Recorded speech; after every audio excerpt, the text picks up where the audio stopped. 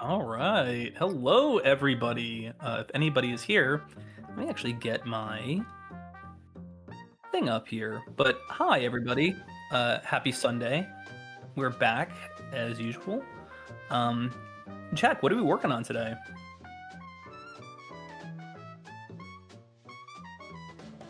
Oh no. Okay. The filling space. Also going to my live button here so I can see what's going on, who's talking. We have one concurrent viewer. Hello, viewer. Hope you're doing really well today. Um, Test. but yeah, we're gonna have some fun today. We're gonna draw some stuff, and once Jack gets his microphone all Okay, I fixed think I'm up. back. I think I'm back. All right, cool. He is back. He's back. Okay. Everybody. Cool. He's All right, back. sorry about that. Hello, everyone. Okay. Awesome.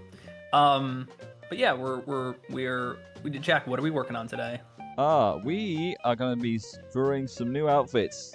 Canon or non-canon, I don't know what to say, but doing some new outfits, trying out some new outfits for the characters of Failing Upwards. We're just gonna let them branch out a little bit in terms of what they usually wear and whatnot. So just as a fun little exercise and fun what what else they can wear into their fashion and whatnot. So Yeah. I tried to do some research upon I mostly just looked up bands and art, music art, musicians, upon what they wore in the 90s and whatnot. I kind of went from there. So considering that I'm starting out with Cody here, I mostly just looked at Rivers Cuomo fashion. Just based Way upon to bury the lead. No, I'm just kidding.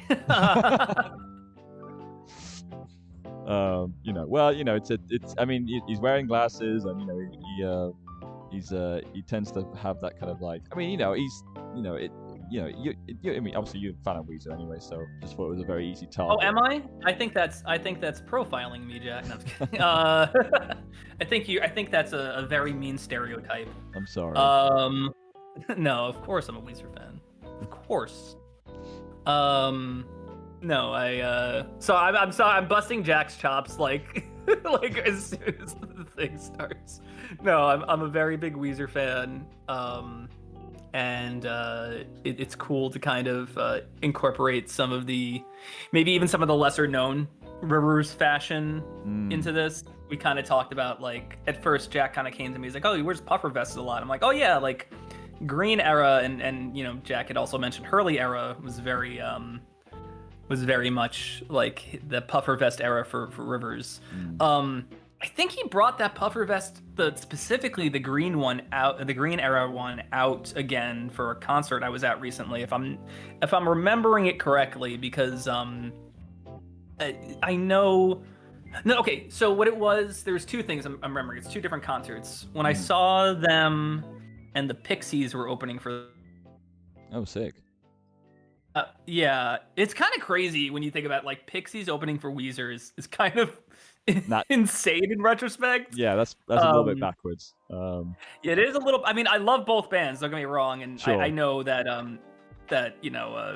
Frank Black loves Rivers, and he specifically said they're one of the few bands that covered one of our songs really well. They covered Valoria. Cool. Yeah, it's a really good cover too. I'd say the only thing that cover is missing is the synthesizer, or the theremin. But other than that, it is a great cover, and it kind of is. Now that I think about it, it kind of replaces the theremin with there's some nice falsetto backing vocals and stuff. It's kind of it fills in the space very nicely. Yeah, I'm a big fan of. Oh, anyway, so yeah, when I went to go see them, when the Pixies opened for them, Rivers, they were doing Buddy Holly. I think they might have opened with Buddy Holly. Rivers was in the Buddy Holly outfit, the cardigan or whatever, and the tie. And then somebody came up to Rivers, and they ripped that outfit off of him, and he had another outfit under it, and I was like, oh, it's like a tearaway. I'm like, that's kind of cool. So he was doing that, but then I'm fairly certain when I saw them recently at in 2023, he had the puffer vest. I'm pretty sure he had the puffer vest. and that specific one from the Green era. So that was pretty cool. Yeah. Oh, nice. Yeah, good stuff, fun stuff. Yeah. So and go ahead. I was gonna say, do you think that because just to add on the fact that Pixies opened for Weezer, do you think that they flip a coin for every show? I don't know if that was part of the tour, so they just have to flip a coin. No, because I think you also have to keep in mind. I think this is just I don't want to say in terms of relevancy, because I think the idea of relevancy is stupid, but like Weezer had just released their cover of Africa. Oh, okay. So I think that had a lot to do with why Weezer was the headliner. They had like the hit single at the time. Okay. So, but then Pixies is also like a legacy band at this point. So like, I don't know. I don't think that was the only time I ever saw Pixies live. They were good. They were pretty good. Sleigh Bells opened for them, and I thought Sleigh Bells was really good. Sleigh Bells had like cool. a third of the, because as you see bands, they get more stage real estate, as they get to the headliner. Yeah. But I think like Sleigh Bells had such small stage real estate, but the lead singer for that band was going nuts like on stage in like such a cool way. She was like bounding across the small space they had to work with, and they were great. They were awesome. Nice. Yeah, kind of a weird opener for the both of them, but they're like a noise rock band, but sure, that's cool. I guess not, because there are some Pixies songs that are flat out like noise rock. So I guess it works. Really cool concert. And then for the one I saw recently, like 2023, it was White Reaper, who's a really underrated band from Georgia. Really, really cool, like power pop, like just like old rock, kind of old school rock kind of band. And then Spoon was the not co-headliner, but they were like the opening act for Weezer. Nice. And Spoon is always just a solid band to go see. I think they're a good band. But yeah, fun stuff. Jack, you went to a concert recently. Do you want to talk about the concert of this band that we haven't been talking about for the last like month? Can you guys guess what it is? That's right, it's the Archies. I went to see Gorillaz last night. Imagine if they had Archies open for them. It's surreal if that was the case. I mean, I don't know who. Oh my god. Like, I mean, that's a whole little worm, that whole like little burrow upon like finding out like who was actually behind the Archies, and then like, as in like the band itself, not the comic itself and the character and stuff. Like, gosh, I wonder how they even came up with that. Anyway, it's not about the Archies. I saw Gorillaz, and they were really good. Saw them in Manchester. Just a really just cool set. It was, I mean, there's the stage. They've sort of like stepped up their sort of stage presence in terms of like, it's still like the band behind a big screen, but that screen now is sort of like extended way out in terms of like they have like sort of like a rounded screens next to them that kind of like it's kind of like a more like a big sort of like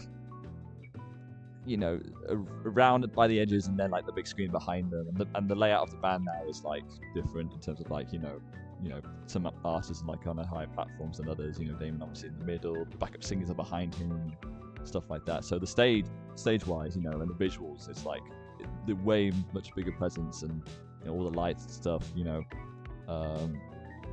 It's crazy. Really, really, really cool.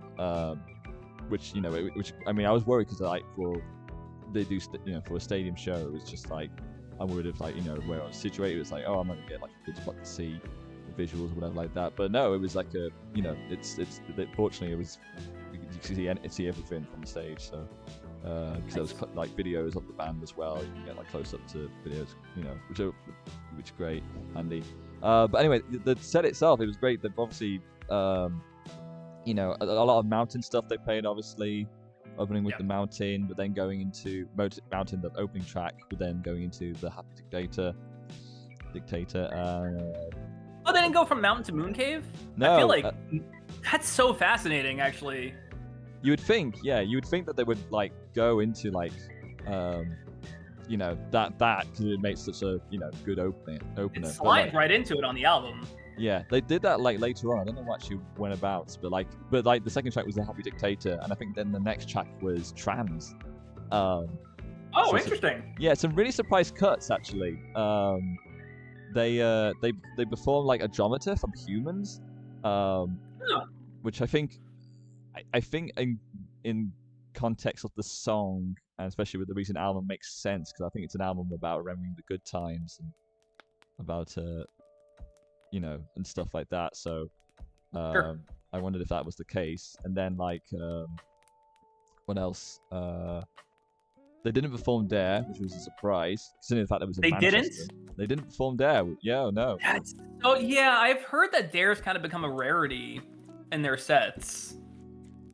I mean, As of that's- recently, not like they're all like the all time, but just recently. it's news to me because I had no idea that we're gonna play or not play that, you know. But I mean, the other songs, I'm obviously Mountain was like well, what made up for it, I would say, what made up for it was the fact that they made it was a sort of like a double tribute to Marky Smith, who is originally from Manchester. They paid tribute to him by doing. It's funny because actually they're about to start Delirium, which is what Marky Smith sings on posthumously. And then, you know, Damon was like, stop. Just want to take a moment to pay my respects to Marky Smith, and stuff like that, you know, and you know, just to thank him for being a wonderful man and stuff like that. And then they went to do the song, and then once that was over, I mean, that sounds great live, by the way, Delirium. And then after that was over, they went into Glitter Freeze. Oh, that's cool. Which that makes sense. I didn't expect. Yeah, I didn't expect them to like play that ever again, really, in their live shows. But yeah, I'm kind of, you know, again, I'm glad I did because it was so. I saw that live during the Plastic Beach tour with Marky Smith there, and oh gosh, Yeah. He died in 2019. Marky Smith, yes, he died in 2019. The Plastic Beach tour was 2010. Yeah. Yeah, I think so. Yeah, and then yeah, Marky Smith's very funny live because he does this Marky Smith thing where he just sort of going crazy. He sings his poetry. I remember he went he goes and fiddles with like the because at the time it was Mark Cinnamon and Paul Smith from The Clash who were the guitarist and the bass player. And then Marky Smith just go in and just fiddle with the knobs. They're like you know, their amps and stuff like that. You know, then Damon had to go back and like change them back. Because apparently that's what Marky Smith did when he was on the floor and just like fiddle with the other members' instruments and whatnot. But you know, I mean, that song is actually surprisingly, it hits just as hard live as it does on the album. So yeah, I really love that. And what else? I guess we got, man, it was such a surprise. We got Yazim Bey. As you know. Yeah, Yazim Bey. Yeah. Yazim Bey. He was there. Surprised me. I didn't expect that. That's crazy. Yeah. Wait, does he live in the UK? I feel like he might live in the UK. If that's the case, I mean, I don't know. Actually, I feel like I could be wrong. I might be talking out of my ass. I don't know. I mean, he's got connections, obviously, very much in the UK, you know, place anyway. So, but you know, I mean, he performed Stylo, and there was old footage of like cool. Bobby Womack, obviously in the studio singing the song. And then right after it was Omar Suleiman. He was there as well, performing with Yazim to perform. What's the name of the track? Damicus? What's the name of the track? I forget. Yeah, that's the one you're talking about. Yeah. Yeah. Because that's the one he's on. Yeah. Yeah. It's funny actually. Omar Suleiman was also the support. I missed him unfortunately, but a great traditional Syrian artist who uses electronic. There's a more electronic approach to his music and such. Even though he sings very traditionally Arabic and songs. He's fun. I like him. Anyway, that was great live.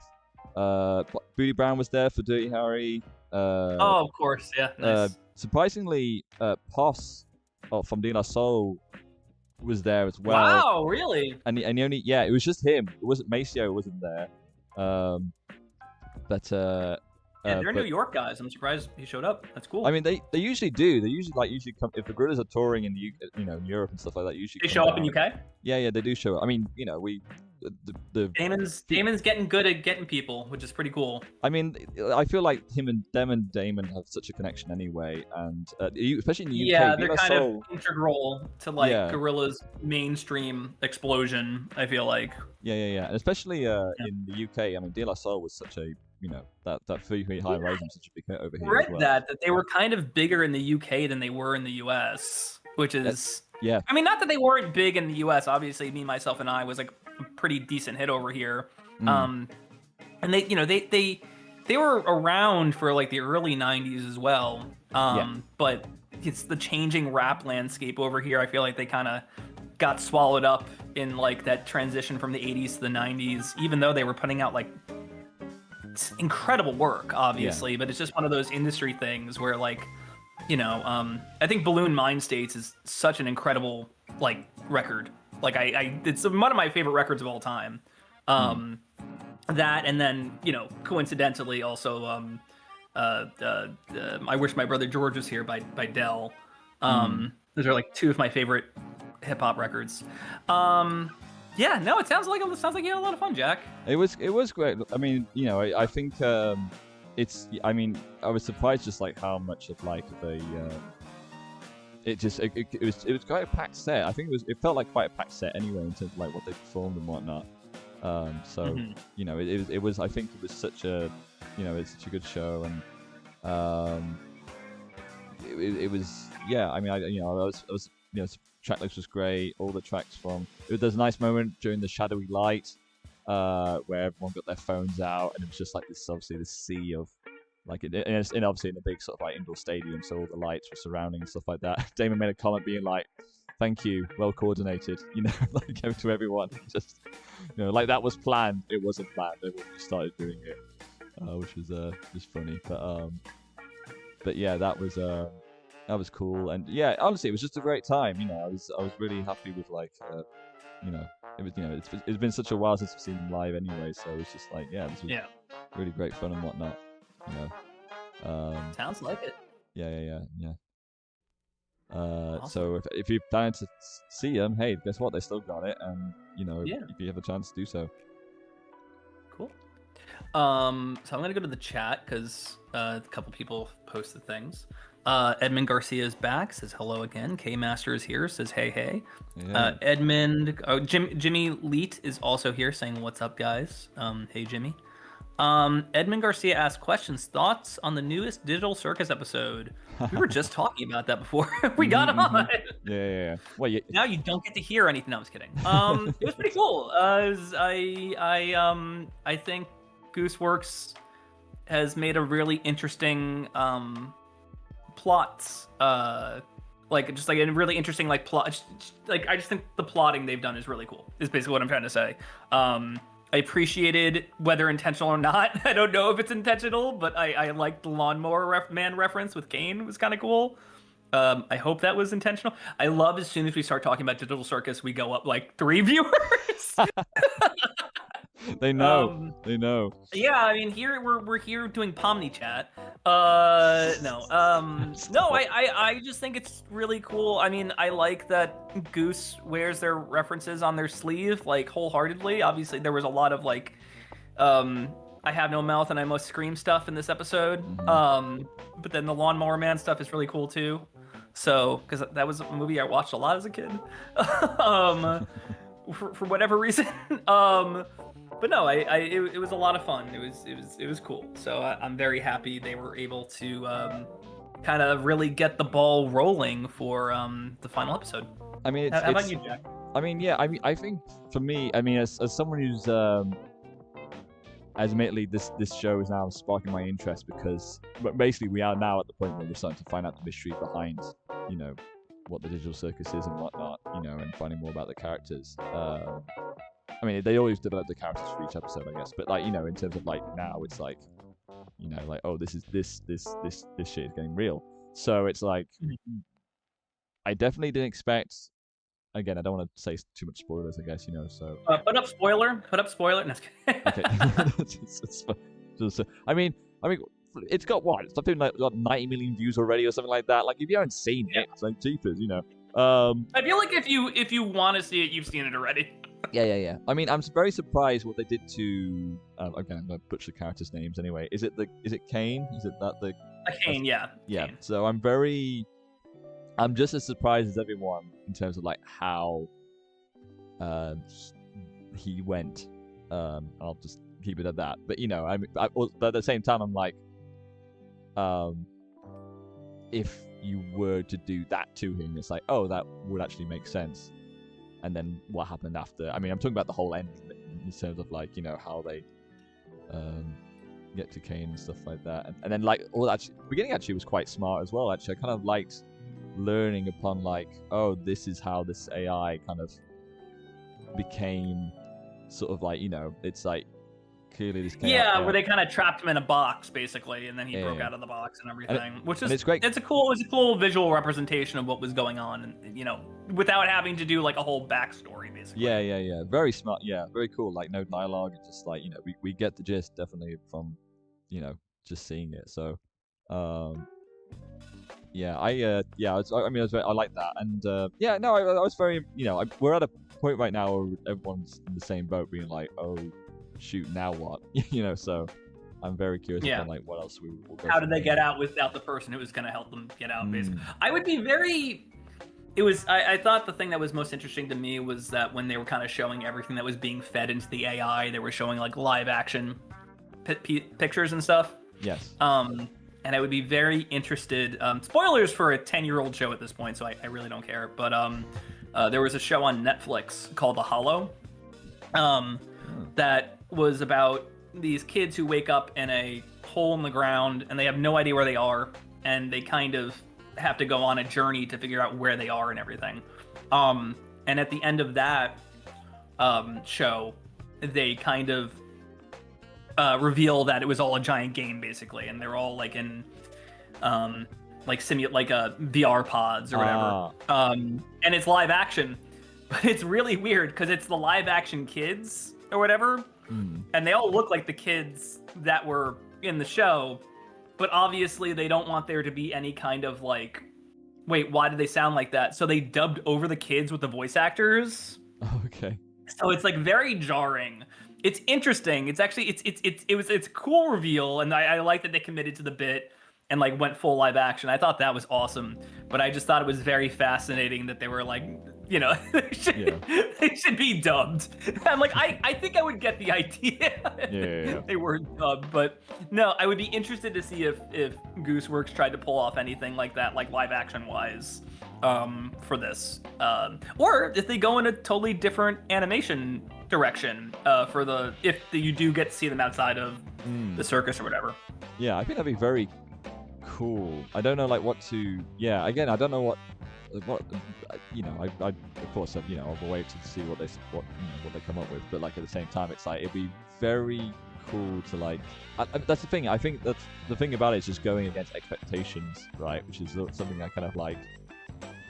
It seems that especially with the last episode before this episode, that was kind of the big thing about it was like oh, I think we found a way out of here, and then that whole episode was just one big kind of like middle finger in terms of like our expectations to being like, oh shoot, so, to what we were thinking it's going to be, but then it wasn't. So which in turn helps build upon this episode, because it's like as you can see at the beginning, Kane has this struggle of being like figuring out what they want, what they don't want, what they like, what they want, like why do they appreciate these ventures, and and stuff like that, and it gets to him, so it's like it's flipping on the expectations upon like. I think it's always good to like have a show keep us guessing. I mean that's why shows like Gravity Falls or I'm trying to think of another example. It's like with those kind of shows, it's like it leaves you kind of like wanting to trying to fill in the blanks and keeping up, your theories and whatnot, stuff like that. So or Steven Universe, it's like any of those kind of shows that build upon like what is this world, where are who these characters really were, etc. So sure, no, absolutely, yeah, sure. No, I mean, and just like from a production perspective, the fact that like, Glitch and Gooseworks were able to build up this much hype for it is really cool. I think obviously, the internet is like a blank canvas. You can kind of do anything you want with it, but kind of getting your attention on your thing is still really hard, no matter where you're coming from, obviously. Yeah. We can kind of go into that a little bit because there's some other exciting indie stuff that's going on this week too, which I'm sure you've heard about, Jack. No. But no, it's just impressive. I mean, like, they're putting all their money in the right places. They're going out to the cons and meeting the fans and everything, which is something that I feel like, big networks have kind of struggled with for the last 2 decades, which is so weird because like there always were like panels at these conventions, but like they were never really, I feel like, you'd go to a Gravity Falls panel, you'd go to whatever panel, and like they would still put you in like a very medium-sized room, but it's like they don't realize how big the fan base is, that you could fill like a Hall H with people for Gravity Falls or something. I think Smiling Friends was Hall H in for San Diego Comic-Con, if I'm not mistaken, so they understood that. But I mean, like these are very big things and you have a very big fan base, so I don't know.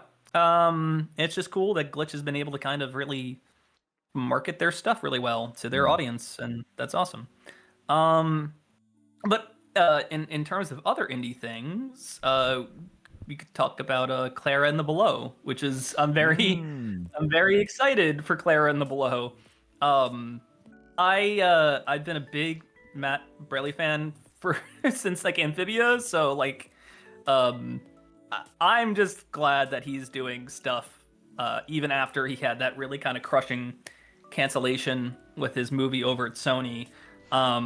Which, I mean, like, it's a really cool bounce back, honestly. And it's clear that he had... I do wonder if he would have done this even with the thing at Sony. I would like to think he did, because it seemed like he had a lot planned for it. So I hope that's the case, that he was going to do it regardless. But as a bounce back in general, it's just really cool to kind of see him put something out there. And it looks awesome. It's a cool kind of like trying to think of what it reminds me of. I guess of this might be a weird kind of comparison, but when Genndy did like the Clone Wars stuff, and how some of those episodes were like, silent for the most part, like they were more about the action and the spectacle. And visual storytelling over dialogue-driven storytelling. I like that he's kind of honing in on that. Very interesting to hear the voice actor announcement too, because I mean I love Anna Khan, and obviously Alex Hirsch will be very funny as the little nutcracker. I just think it's interesting how he's going to utilize those voice actors. I'm very interested to see how he does that, because he said it's going to be minimal dialogue, which obviously means they'll get to speak, but not as much as typically you would get in a cartoon, basically. But I'm interested to see how he's able to use sound design, like grunts and like just stuff like that. It'll be really cool to kind of see how he works that in. But no, I mean, I supported it. I'm really excited for more of it. They blew away their goal within like 10 minutes or something. Yeah, crazy. Which I heard, it's really stupid at this point. But I heard people like, oh, it's like because he's like a big creator. I'm like, well, dude, like the studios aren't supporting him. So like, what do you want him to do? Do you want him not to make anything anymore? Like, it's so dumb. That's such a dumb argument to be like, he's a super big creator. Like, he's not. Listen, I don't know Matt's situation with royalties from Amphibia and everything. That's none of my business. But I will say, it's not the same as, I'm not going to name names, but there have been stars out there who have used Kickstarter when I'm like, no, I know you're getting crazy royalties from this show. I'm kind of surprised like you're asking for money for this. Matt, I mean, like if you look at the state of animation, just like the royalties are non-existent more or less. So to make a show like this with whatever you're getting is basically to like, put your house on the table if it doesn't work. You know what I mean? Like it's you would risk your livelihood. In terms of your financial livelihood. So I think it's just such a dumb argument to be like, oh, he's big and I don't like big creators coming into this space. And I'm like, well, they don't have anywhere else to go, and if you want to see more from them, like they have to be in this space, and they should be in this space. So, I don't know, Jack. Like, what are your thoughts on Clara from what you've seen so far? I just to follow that up. I mean, I think it's just I think with Amphibia anyway, he already had his flowers sort of given to him by having, and that, had helped him, like, with his following and whatnot, because a lot of people care about the show and ergo care about, the people behind it and stuff like that. So I think it stands to reason upon why, despite him, of course, being a creator, that just because he, made this popular show doesn't mean that, that all is, evergreen on his side of, like, making shows and whatnot. So as proof was, with the how well how that Sony movie went, in terms of like being cancelled. Yeah. So I think it's just it's the circumstances of being like, people know it's created by Amphibia. They know what goes into his shows and how good of a quality they are. So I feel like that for that reason, it's why people believe in this project and why they want it to succeed, especially for the fact that it seems very different from his, what he usually does. Oh yeah. The premise itself is very interesting. A very sort of like dark, altered take on sort of like Inspired by Nutcracker. I think it really shows just how much people want something like this, despite what executives or studio heads might think, what people want. It's like it's not surprising that they find that they're flummoxed by the response to this. I'm gonna be surprised that's the case. So, I think it's with that people are really excited for this project. I'm so excited for this project because it just seems to be. I mean, I always love when creators just let loose, and this seems like him really, letting loose upon like something that he's been wanting to make for quite some time, without anyone telling him about like any boundaries and whatnot. So, I'm definitely looking forward to it. I'm hoping that it, I mean, it's obviously a success already in the crowdfunding as well. But I mean, I would love it to like. Depending on how many episodes that he's got planned and stuff like that, I just really interested to see how well it keeps going and whatnot. So, I'm really eager to check it out. I mean, of course, it's a very, especially with the setting itself, the gothic sort of setting, and it being sort of like based around the Nutcracker. I'm very curious upon how, the sort of adaptations and the approaches with that. And I also, like you said, with the I mean, I really like the idea of like a semi-silent protagonist. That actions speak louder than words, and I'm hoping that will come across in like how that character acts, the expressions. Some of the most engaging characters I think in media are, for the most part, silent protagonists. Look at Link. I mean, video games are a good example. Look at Link. Look at Gordon Freeman. I know they're personified by you, Shell, but they're personified by obviously you controlling them. But at the same time, it's like, you can get some real like, I mean, granted, some Links differ than others. I'll say that, but like, Sure. I mean, look at like Toon Link, or and in terms of like his expressions and whatnot, and then like you don't like the 80s cartoon Link, so when it goes, "Excuse me, princess." I was very fortunate not to grow up with that version, and I'm glad. I'm glad Harry died. I never had any knowledge of that. They just had to make him into like, oh, kids like Han Solo. Han Solo is an asshole. Like, what? Like, make Link an asshole. But they forgot that, like, you need empathy for the characters. Like, the characters have to have empathy. Sometimes they can't be like just one-liner machines, and they just made him into that. I guess in some ways, he does talk. Don't get me wrong, but like Mario is more or less a silent protagonist. Like, he has some catchphrases, but he doesn't really do one-on-one dialogue. You know what I mean? Like, sidebar, have you seen that new meme trend where it's like Mario 64 was made in 2025 or something, and it's like it's nothing but like constant updates. Stay just focused. Like, Stay focused. Yeah, exactly. Stay focused. Oh, you grab Bowser's tail, Mario. Good job. wow, you beat the level, Mario. Yeah. Like, make sure to grab everything before you leave. And the person grabs a start and leaves, and the Yeah. dialogue just stops. Like, and there's like non-stop achievements. But Now no, I think less is more in some ways. You know what I mean? Like, obviously Link and look, Link is supposed to be an avatar for the player. I understand that, but I do think Link has like very specific characteristics if you dig down deep enough into him. I love his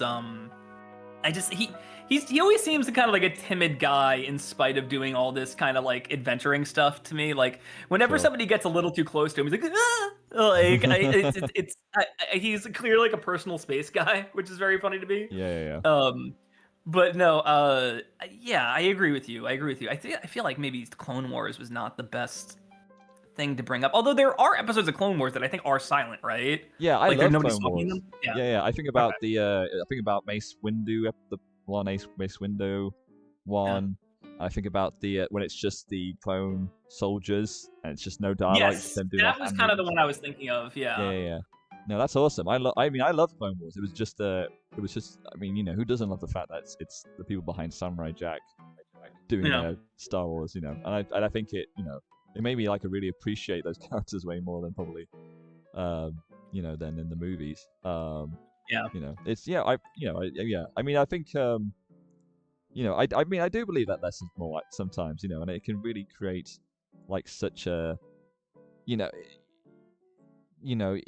it not only helps you, the viewer, help you fill in the dots yourself, more based upon more on the visuals, and then in turn, you can come to your own conclusions maybe in terms of like what the characters are like feeling and whatnot, but like just visual storytelling is I mean it's much more easier to tell than probably like writing a script and whatnot. I mean as someone based on my experience, it's like a good script can go a long way, absolutely, but if you don't it's like if you don't have the ability to like sort of figure that out, then like it's a good way of like just trying to like to transcribe like how these characters are feeling based upon their expressions, what they're doing, maybe even using the environment itself can help tell the story, so you focus on more on the other elements that you don't think about as much, so that really helps upon itself, and so to tell the story. And I'm hoping that will definitely display in oh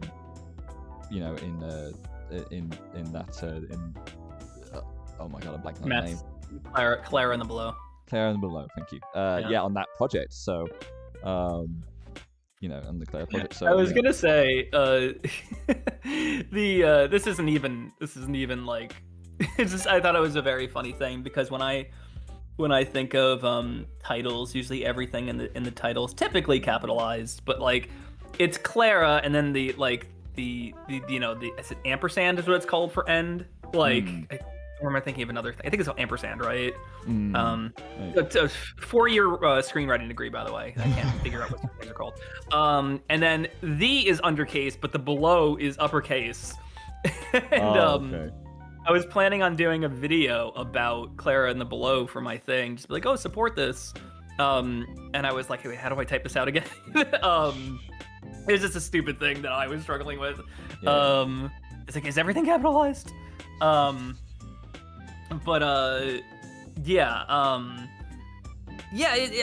hope he goes forward with it and it's cool. In response to I had to look up what this meant, so I didn't want to sound stupid. Okay. But in response to our kind of modern gaming discussion about how everything is like over-explained and there's way too much dialogue, K-Master just typed focus M, which is I was like, what does that mean? And it's like, oh, it's a criticism of modern A. Yeah, he gets it. Modern AAA games. I get it. I'm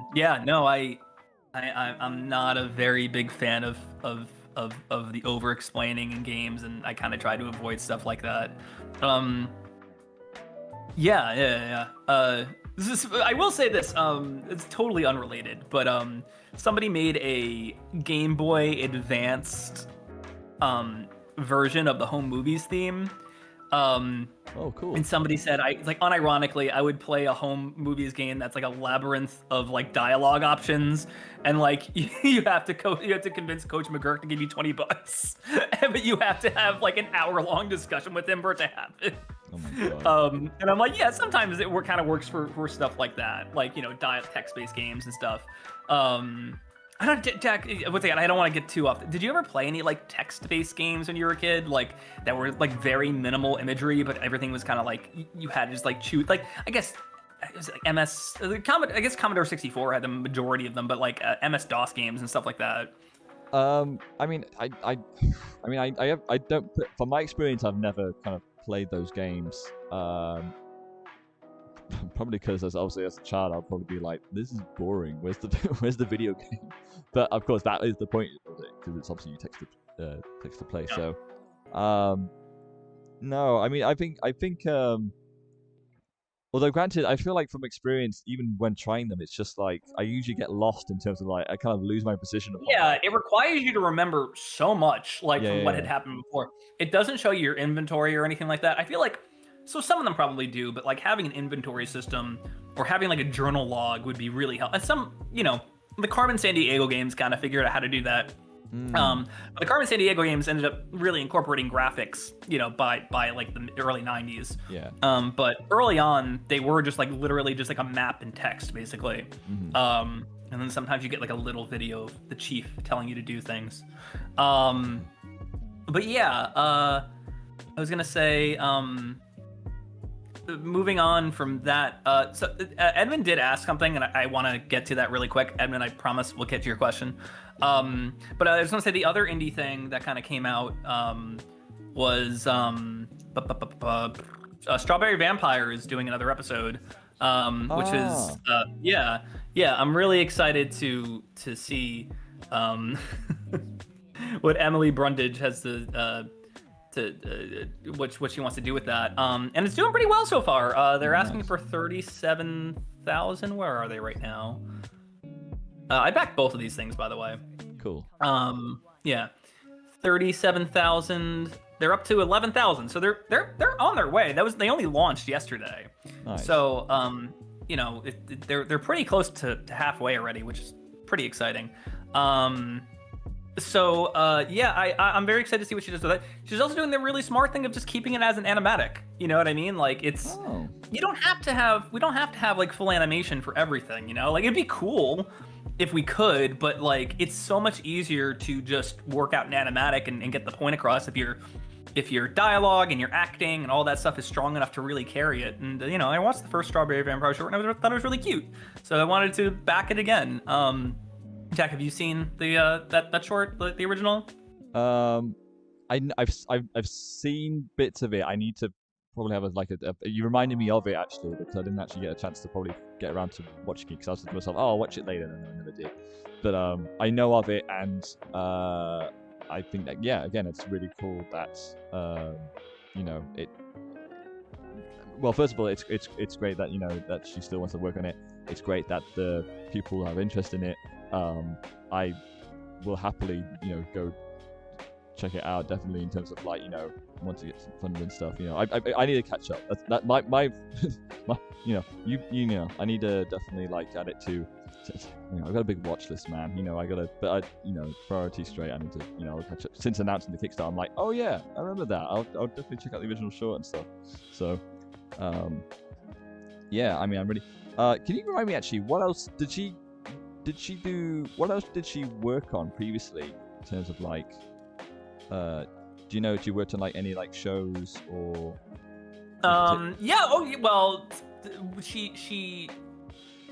She started a Cartoon Network. I think I could be getting that wrong. Apologies, Emily, if I'm getting that wrong. But she was the voice of Sarah in Over the Garden Wall. And then she got her own show over. Oh no, she did not start on Cartoon Network. I'll get back to it in a second. But she had her own show over at Apple TV, Goldie, which is about a giant girl living in like a small town. She's like literally a giant. So that one was really cute. I think she got nominated for an Emmy for that, which is awesome. Oh, cool. Yeah. And but before she did kind of like anything, she had her own series on the now defunct Smosh Cartoons, she had Pubertina, which is like her big thing on Smosh Cartoons. Which, you know, it's interesting to kind of hear her talk about that because it, you know, it's one of those things you put up there, and it is like a clearly like kind of a personal story of like, you know, her experiences with puberty and everything, and it got like in my opinion, like a little too much hate. Like it got to a point where it's like, all right, if you guys don't like it, you don't like it, but like, come on. She talked about that, and she was just like, yeah, I mean, like, I wear that as like a badge of honor, like that, you know, it clearly instilled such a reaction in people, and I was fine after that. She kind of like worked from that and did more after that. I think it's a fine show, and I think I was talking to a couple of friends of mine. They were like, oh, I would have loved to have this when I was like a kid, that, you know, justified my feelings, you know, about things that were going on in my life. But you know, you're putting it on what's it called, Smosh Cartoons, and you know, you have a lot of like teenage boys watching it being like, oh, what's this, a girl thing? And it's just like, you got some kind of icky reactions, and you know, it is what it is ultimately. But I don't know, Emily's really cool, so like I hope whatever she does in the future is really good. And you know, she read Starstruck and gave us like a really cool review for it, and like I'm very happy she did that, and you know, helped us out a bunch. So yeah, she's really cool. And you know, I wish her nothing but the best for Strawberry Vampire. So it's exciting. Jimmy Leet says, I do remember Pubertina. It was pretty good. Yeah, no, there's some pretty funny jokes in it, honestly. Emily's cool. And you know, sometimes you take a swing on things and they don't really hit the audience you're looking for, but you know, you just move on. So I'm glad she's still doing stuff, still at it. She does a whole Substack on like she does her own Substack where she talks about like animation tips and stuff like that, and you know, how to get into writing for animation, because that's like her specialty is writing stuff. So no, it's been cool to kind of see somebody come at it from that angle. Hang on, just give me 1 second, sorry. Yeah, no worries. It's cool to see her come at it from that angle, because I feel like most indie people kind of came at it from like, oh, I'm an artist and I'm getting into animation. I've rarely seen like a writer kind of come forward and be like, yeah, I'm getting into indie animation too, and this is how I did it. So I think it's cool that she's like sharing her expertise on that. That's pretty cool. Nice. Yeah. But yeah, so that's my thoughts on that. Edmund asks, question, since we're closer to April, are you excited for the final 2 Smiling Friends episodes? I mean, yeah, of course. Wow. I have my own theories on what's happening, but I don't want to go into like conspiracy territory in terms of like, oh, I think they're actually planning this. No, I mean, like, regardless of what happens, it'll be cool to see these 2 upcoming episodes. Jack, are you excited? I am excited. Actually, I almost forgot that it was going to be coming out in April. So, yes, I'll be very curious upon like how they'll end this. If they'll end it, I don't know. It's. I mean, I'm very curious. Yeah, upon, I don't wanna not take them at their word, but also Zach and Michael are like tricksters sometimes. Yeah, I know. That's the thing about it. That is the thing about it, man. I'm just like very. It's not that, you know. I mean, obviously if they do end it in the way, I totally respect it, and you know, it's you know, it was definitely their decision and stuff like that. But at the same time, based upon how, you know, obviously I know of their work and you know what they have done in the past, it's like I've got a firm eyebrow like raised still over the fact that it's ending. That they've announced that it's ending. I'm just like wondering, like, okay, well, how is this going to pay off then? How is this going to sort of like wrap up? You know, I can understand though in terms of like, because it's, you know, I think they, especially in the last series, they seem to have like, you know, obviously with Mr. Frog, they kind of wrapped up his kind of story, and you know, showed a really you know, you kind of wonder what would happen if like somebody's like if him snapped and then like see him going on a killing spree and stuff like that, and then it'll turn to be a dream and whatnot. So it's like we've already kind of seen like they're ticking off like things that, you know, that fans want to see, or like the expectations of stuff like that of like certain characters and whatnot. So yeah, I do wonder, like, just in terms of like how they will like. I'm just hoping that it's gonna be satisfying, like in terms of like for the show, and then for them, it's like, it's gonna be like such a nice wrap up way of ending the show in general. So, if they nail it, then it's like it was, it could probably be definitely up there as one, a really good finale, and probably one of the best Adult Swim shows of this, of this decade. So, yeah, really curious to see how they kind of tie the knot on it all. Yeah, no, I'm very very interested to see how they wrap it up. And I know that they had said like, oh well, these two aren't like heavily canonical episodes or whatever. They're kind of just two one-offs that we decided to throw in there that kind of got pushed back a little bit. But no, I'll be interested to see how they, how they're able to kind of push forward, even if they're not doing more Smiling Friends. I'm interested to see what they do next, I guess. And I know, Zam, which I don't know if I said this last time or the time before, but like, it took me like 7 months to figure out, I'm like, oh, Zach and Michael. I'm like, that's what Zam means. I don't know why. I just kept thinking of, there was a Game Grumps bit, like, oh my god, it's over 10 years ago now, but it's when they were playing one of the Gundam fighting games, and Danny just keeps picking Big Zam. So that's all I was thinking about. So very, very excited. Very excited to see. Man, Edmund's coming in with all the questions. He's giving us decent fodder for talking about things. So I appreciate that, Edmund. We could do another Edmund question. Why not? He asks, thoughts on Lucent Amity, best couple ever. Yeah, I mean, I love the Owl House, so definitely don't have any issues with Lucent Amity. They're really cute. I like that Dana was able to push, norms out of the way in terms of, like what Disney would typically make. So very happy for her to do that. And then, I thought they were written realistically, especially Amity. I think like that character could have stayed a bully through the whole show. And that would have been like, and then have like a little redemption at the end. But I like that Dana chose to be like, no, let's explore her and why she is the way she is and why she does what she does. So I thought that was really cool. So yeah, I don't have a whole lot of thoughts. I just think they're a really well-written couple. So there you go. Jack, what do you... Jack, have you watched all the Owl House, or have you just seen like a bit of it? I admittedly did fall off it. Not to say that not because I didn't like it, but I just I got sidetracked with other things, and I never got to pick it up again. But I hear that it did sort of end very well as well. I have no qualms against those characters. I think that scene where that they're doing like a witch prom, and they do that whole dance, against the beat, getting the beast and stuff, and that seems cool. I think I agree though. I mean, it's gonna be cool. I mean, if anything, it's cool that Dana is revisiting these characters again in the comics. So, which I totally forgot about that till somebody mentioned it to me the other night. I was like, "Oh right, there is gonna be that thing." I forgot that was announced. Yeah. My friend was talking to me about it, and he was like, "Oh, it's really cool to see these characters in like a different art style this time too, like something that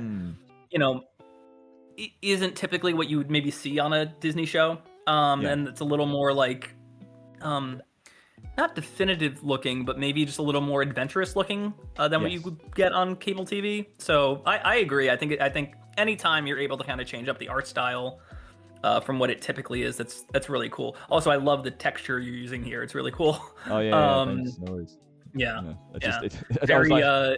The way you're overlaying it reminds me a lot of Gumball. The way they would. Is it Gumball I'm thinking of? No, maybe not. Maybe Gumball does it sometimes, but what am I thinking of specifically? Where the textures are overlaid on the clothes in an interesting way.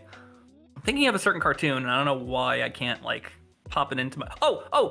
Offbeats, the Mo Willems cartoon. Gotcha. That kind of did that sometimes with Tommy's little flannel coat. where it would move along with everything. Oh, there was Chowder too. Chowder. Yes, gotcha. Yeah, I mean, Chowder had very similar textures. I mean, my approach with this was just like because I knew. I mean, it's very much I think about like how Jamie Hewlett does, obviously around especially the Humans era, especially going forward, how he sort of like does his sort of characters in, you know, in IRL clothing and stuff like that. And then again, it's not just about textures; it's also like literally the clothing itself. But I am sort of trying to like obviously replicate that kind of style where it's like it's real textures on, you know, drawn objects and whatnot. So. That would be cool to implement into the actual show at some point too. Like I would love to see if we. I mean, like, Jack, you're the animator. Like, is that something we could ever like tackle at some point? We technically did in the first episode. All My Friends. We technically did in that episode. Which part was that? That was with Sabrina's outfit because it was all like checkered. Oh my gosh, you were right. You know. Yeah, we did implement it, huh? Yeah, we did. Yeah, it was a pain. It was a pain to do. Jack, that is what all the characters are going to be dressed as now, so you might want to get a rig ready for that now. Great. No. No, I love kind of incorporating mixed media in a way. I don't want to give away too much for things we have planned in the future, but we are working with somebody right now to do some more promos and kind of like push some new styles in through them. So I'm very excited to work with that person. But no, I just think constantly, not constantly, but reinventing yourself every now and then is always a good idea. So I do like this look that we're giving Cody here. It's pretty cool. But yeah, no, it's this is awesome. So yeah, to answer your question, Edmund, yeah, Loose and Animated are cool. Loose and Amity are cool. I think they're a fun couple. Yeah, and then K Master said whoa to I don't know what specifically, but then also said agreed. So I'm assuming that's because of Loose and Amity. Oh, I did want to say something because we did have a loss in the art world recently. Yesterday, unfortunately. We lost Sam Keith, who, for those who don't know, Sam was a comic book artist, most well known for his series The Max, which also was an MTV animated thing. And MTV animated series, not thing. But really influential artist, I would argue. I think a lot of people would point to like Jim Lee or Todd McFarlane in terms of comic book artists that like defined the 90s.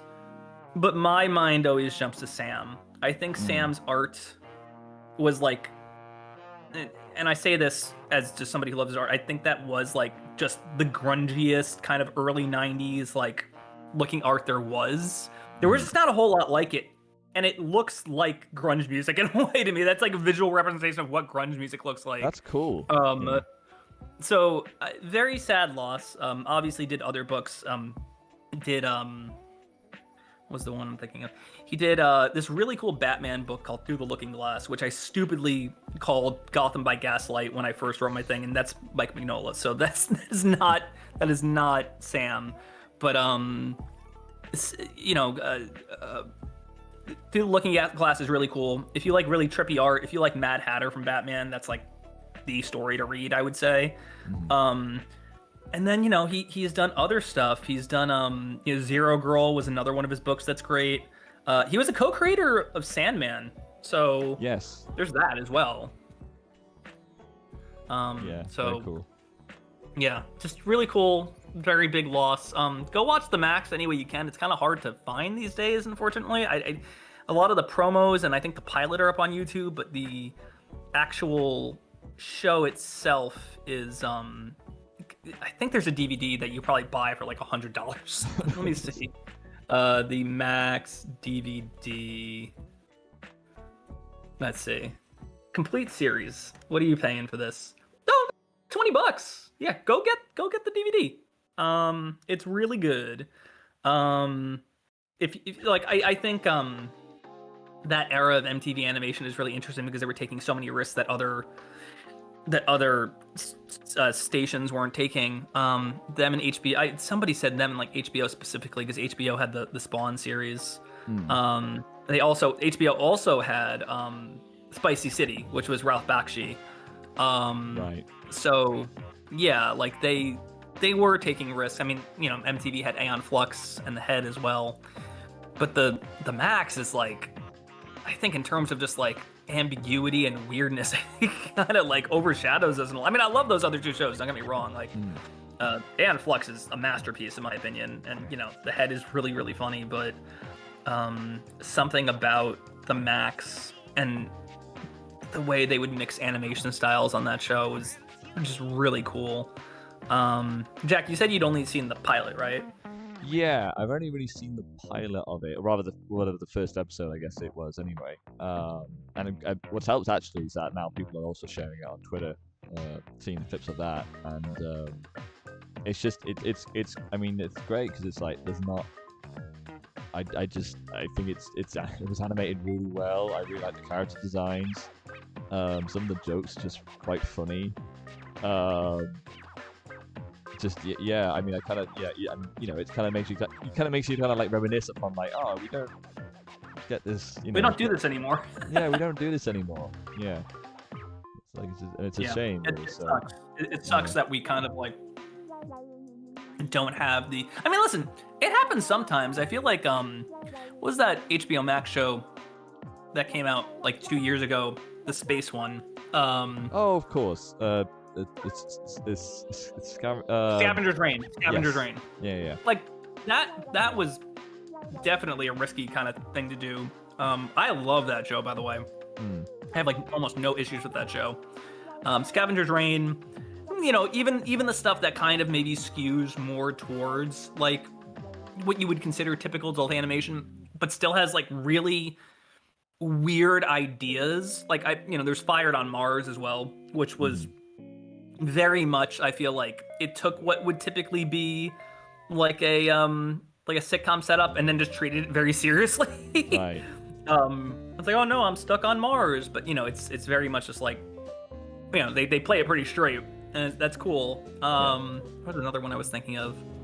I can't remember. Oh, Common Side Effects. Like there's stuff out there, but I guess just not as much, right? Like I feel like it's not hitting as much as it was back then.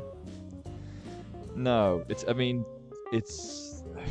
know. It's tough because I feel like, especially for like a TV market, it's not the right place for it to be. It doesn't feel like it should be the right place to be there. It's more. It feels more. It would thrive like on. I mean, it's why those shows like get more talked about online than like in general conversation. So it feels like it's basically more. Those shows would be built better on the online sort of like. Well, the kind of thing where you just obviously in the animation circuit and stuff like that. So it feels more there would create more traction than just like, you know, than just like having it be on TV and stuff and being like people being like, oh, well, streaming. But even then, streaming also, it's like streaming can be so fleeting with some shows and stuff like that, you know. Totally. So it's like, you know, you kind of feel like, you know, despite it, you might being on a big streaming platform, it's like. The show can be forgotten by next week, and you know it's so. I mean, unfortunately, those shows do have enough quality that people are still talking about them. Unfortunately, it's just to the extent of like the general public, it's hard to sort of like get a big reach, I guess. So, you know, it's a very. Well, I mean, unfortunately, it's very tough. I think a big reason as to why we got so many weirder shows back then was because, and I don't know, apologies if I just missed this while you were talking, Jack, but like, specifically the need for you know, shows on those early startup channels. You know, Nickelodeon and Cartoon Network and MTV in particular. You know, you could only show music videos for how long, and then you only have like a finite number of music videos. Yeah. And it's like, okay, well, we need more content for our channel. We need game shows. We need animated shows. We need all this stuff. And unfortunately, they figured out that, you know, that reality TV was the cheapest solution. They kind of buried their reputation with that. But but you know, those days of experimentation were still really, really cool. So yeah, I appreciate that they were willing to do that. They were willing to take chances, and obviously Nickelodeon had a very similar thing with Nicktoons and everything like that. Yeah. But like, yeah, I just feel like everything is a science now, and it's like, well, we know exactly what to do, and blah blah blah blah blah, and it's a bummer for sure. Yeah. Yeah. I will be right back. I'm just gonna use the restroom. I will be right back. No worries.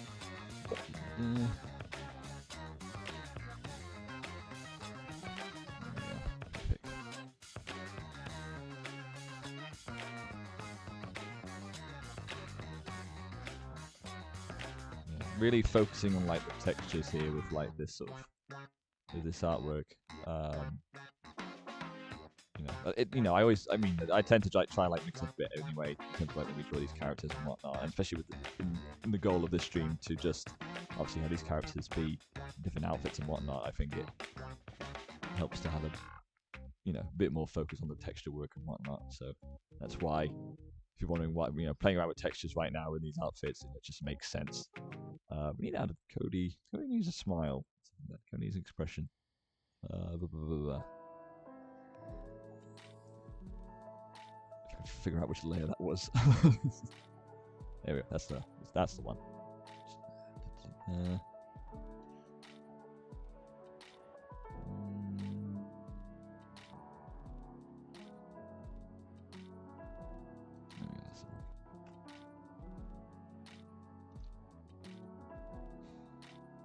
There you go. Let's go. A little eyebrow there. There we go. Nice. Yeah. Hopefully we'll go to JC next anyway, and hopefully we'll have enough time to do her design next. Figuring out what outfits to wear for her. I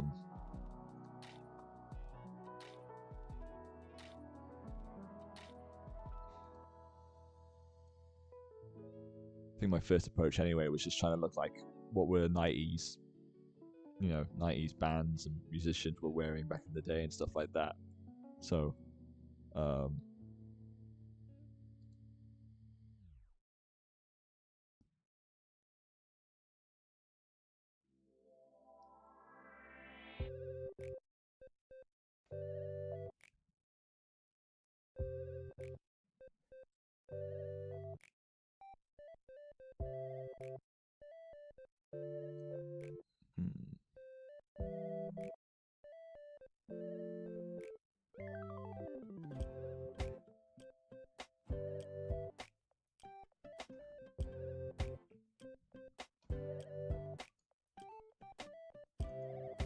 Okay, I'm back. I'll do. Okay. Sorry for the wait. Was there something I wanted to... I feel like there was something I wanted to talk about, and now I can't remember. Jack, what were you talking about while I was gone? I mean, I was just going to mention that hopefully we'll go on JC next anyway, and then figure out what fashion she'll be wearing anyway. Okay. I said my first approach was just trying to look at what 90s bands and musicians. Cody looks so cool here, by the way. I realized he didn't have a face, like he didn't have like a smile and expression, so I like really added one. It looks really grown up here for some reason. I know. I like that though. Like that's kind of, it's interesting. I think one of the things I really want to push as we go forward is like maybe aging them up a bit as we go along with the series. So not like only like a year or two, but like I feel like even in a short time you can kind of start to change your style and stuff like that, and things look a little more in tune with what you wear and everything. So do you think Cody will have facial hair? Give Cody facial hair? Perhaps, yeah, sure. Why not? I mean, in the original, like a 5 o'clock shadow. Yeah, I don't know. Or in the original concepts, original first sketches of Cody, he had like a goatee or something, right? Yeah, sorry, I was just closing the door. But yeah, no, totally. Also, to the chat. If you have any more questions, feel free to ask. We're more than happy to answer. Did I want to say something about MomoCon? I think I said this last time, but like all of our panels were greenlit. Cool. So I'm very excited to do those. I know the times and dates, but I kind of want to hold off on saying them until MomoCon makes a formal announcement of like, hey, these are when all these are. But I know they're there and they're perfect times. Very excited to do them. And yeah, I was actually just talking to Ahmad about MomoCon and everything, because Ahmad will be there too with his friend Ian, because they're gonna bring Jebel Chaser there. But I was talking to him about like, you know, the table layout and everything, and I'm pretty excited for that too. It's not gonna be anything like crazy, but he was like, oh, I'll bring some CRT TV so we could put some of our stuff on there, and you know, they could be playing while we kind of talk to people. Like, that's awesome. I'm really excited for that. And it just goes with the aesthetic of Failing Upward and everything to kind of have CRT TVs. So it's pretty cool. What else has been going on? Oh yeah, right. That's what I wanted to talk about. I saw a movie this week. And I actually kind of wanted. It's not animated, but yeah, you know what it is. By the way, Jack, about this Cody. What's that? It's his neck. That's what it is. It's his neck. Yeah. It is absolutely yeah. You If figured you it lowered out. his head, he would look I think he would look normal, but I kind of like that. He's kind of changing his posture so his neck is showing more. That's the secret, right? You know, how do you age up characters? You just extend their neck out like mad. Exactly. That's how you do it. I wanted to talk about. I saw a movie that people were kind of like hating on. I was like, this is pretty good. I saw The Bride, the new Maggie Gyllenhaal take on Bride of Frankenstein. I won't lie, it is a very bizarre movie. It is a very, very bizarre, very weird movie, and I don't know if everything necessarily works, but I'd rather people take swings like this than keep playing it safe. So I had a really good time with that movie. Cool. I don't want to give away too much because I feel like the trailers don't tell you everything. But as a fan of the Frankenstein mythos, I think it's actually quite a nice addition, and maybe even symbolically kind of falls in line with the idea of like Frankenstein being made from all these different parts, stitched together. But I liked it. It felt like such a weird change of pace, and like I said, not everything works necessarily, but you know, in terms of the monster himself, not everything worked. So, you know, kind of symbolic, I guess. Yeah. Symbolic, I guess, in a way, maybe not intentionally, but I thought that was kind of a cool idea. Jessie Buckley is a great actress. I think she completely sells this whole thing. I think she really did a wonderful job, and Christian Bale's Christian Bale, so no matter what movie you're watching, he's probably going to give a good performance. Annette Bening, who's also in this movie, plays like the doctor who helps reanimate the bride and everything. I thought she was awesome in this. She reminded me of like a Tim Burton character in a good way. She reminded me of like early Tim Burton, like Beetlejuice, Edward Scissorhands era Tim Burton. So I thought that was really cool. That was really fun. From my impression from the trailers, as someone hasn't seen it, it does seem to be like that. I mean, it doesn't seem to be very. It's obviously based on Bride of Frankenstein. It's obviously that's a take there, but at the same time, because it's a very it's set in modern times. Is it set in modern times or like? No, it's set in the 30s. Okay. Well, because I saw like visuals and the lighting makes it look like.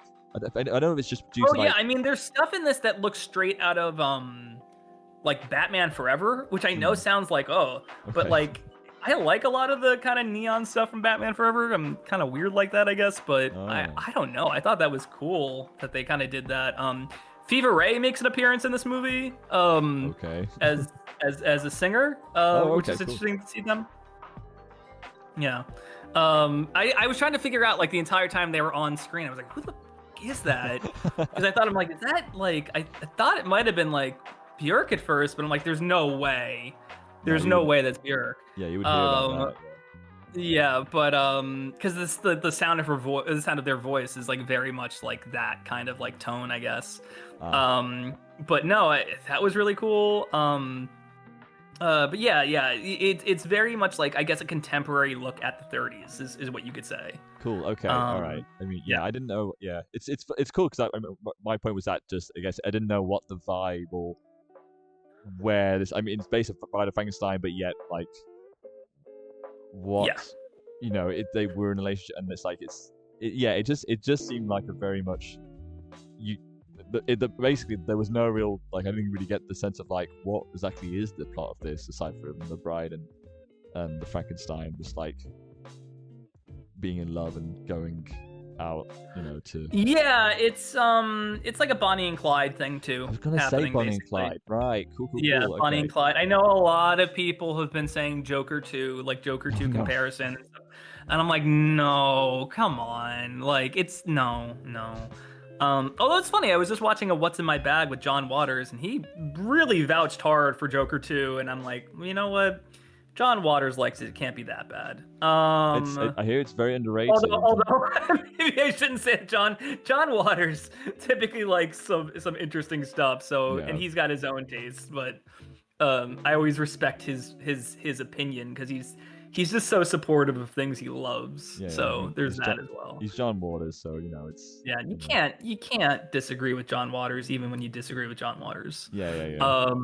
So no, he's wonderful. But no, I it's I was gonna say like it's not a movie for everybody. I think that was the problem. It was like it's an art film marketed as like a mainstream movie. So I think that was the biggest issue, and the way they cut the trailer it's like a little deceptive. It's just like I never usually have an issue with that because usually that leads to really nice surprises. Specifically, there he is. He's done. Pretty much, yeah. Awesome. Wonderful. Looks like he's about to walk into the Quick Stop and have a conversation with Dante. I was thinking about it like I think like a logo here on the shirt, but I didn't know what to really. What are you listening to? What is he listening to? It's so funny because the original idea for Cody was that he had all those like very 2010s like gamer shirts and everything, and I really grew out of those like by the time we started, and I was just like, nah, those like band shirts are fine now. Yeah, we'll think of something. We'll come back to him. All right, no worries. Yeah, I definitely want to like look into a little bit. Yeah, but a little more, yeah. But, so Coop Animate says, hey guys, working on tunes as usual. How's it hanging? We're doing well, Coop. Thank you for stopping by and hanging out with us while you make tunes. That's awesome. Edmund asks, question, favorite Digital Circus character? My favorite is Jax because he's well written, mean character, and Goose does an amazing job writing him. Cool. Yeah. Who is my favorite Digital Circus character? Jack, who's yours? I have to think about this for a second.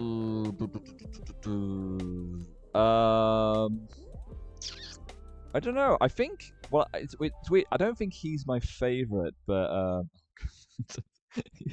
really great with names of these characters. I mean, bear in mind, I don't. I'm only catching up now with the show, so I'm trying to. I'm not getting back to the level of names. You waited to the end, and now you're gonna binge it, basically. Yeah. What's the name of the rabbit? Jax. Jax is the rabbit. Oh, Jax is the rabbit. Gotcha. Okay. Yeah. So yeah, I mean, I think I like Jax, but mostly because of the performance behind it. Like it's great how he became like such a sly, like a smug, son of a bitch kind of character, like at the start, and then as throughout this whole series, his character develops as having like real anxiety and personal issues, and I really like how I'm sure someone in chat will remind me of who the voice actor is because they do really good Michael job. Kovac. Yeah. Michael Kovac. Yeah, I just really like his performance. That's your name, Michael. Yeah. Yeah, no way. I mean, everyone, of course, on the show is great. We know he's watching right now. We know he's maybe, I don't know. I've seen sometimes I look in subscriptions and I see somebody will pop up and like, oh, I know that person. But if he is watching, hello, Michael. Yeah, go ahead, Jack. Sorry. I really just like his performance and in terms of just he does that sly, like that sort of smug voice really well anyway, and you know, I imagine he became a lot of people's favorites anyway. But like, you know, in terms of his character and like how it develops and stuff like that, I really like the cadence and how how he's feeling. Yeah, because I don't really know actually how he's gonna be at the end of the series as well. So I'm very interested to see like how his character turns out at the end of this. I'm wouldn't be.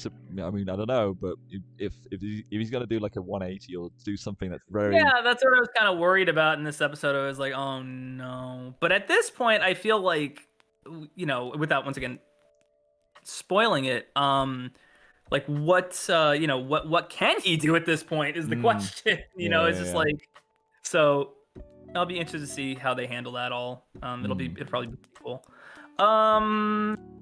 If I had to pick a favorite, I like Zooble. I think they're cool. I like their design. I mentioned this before, but I don't know. Actually, no, I haven't mentioned this because we haven't really talked about Digital Circus.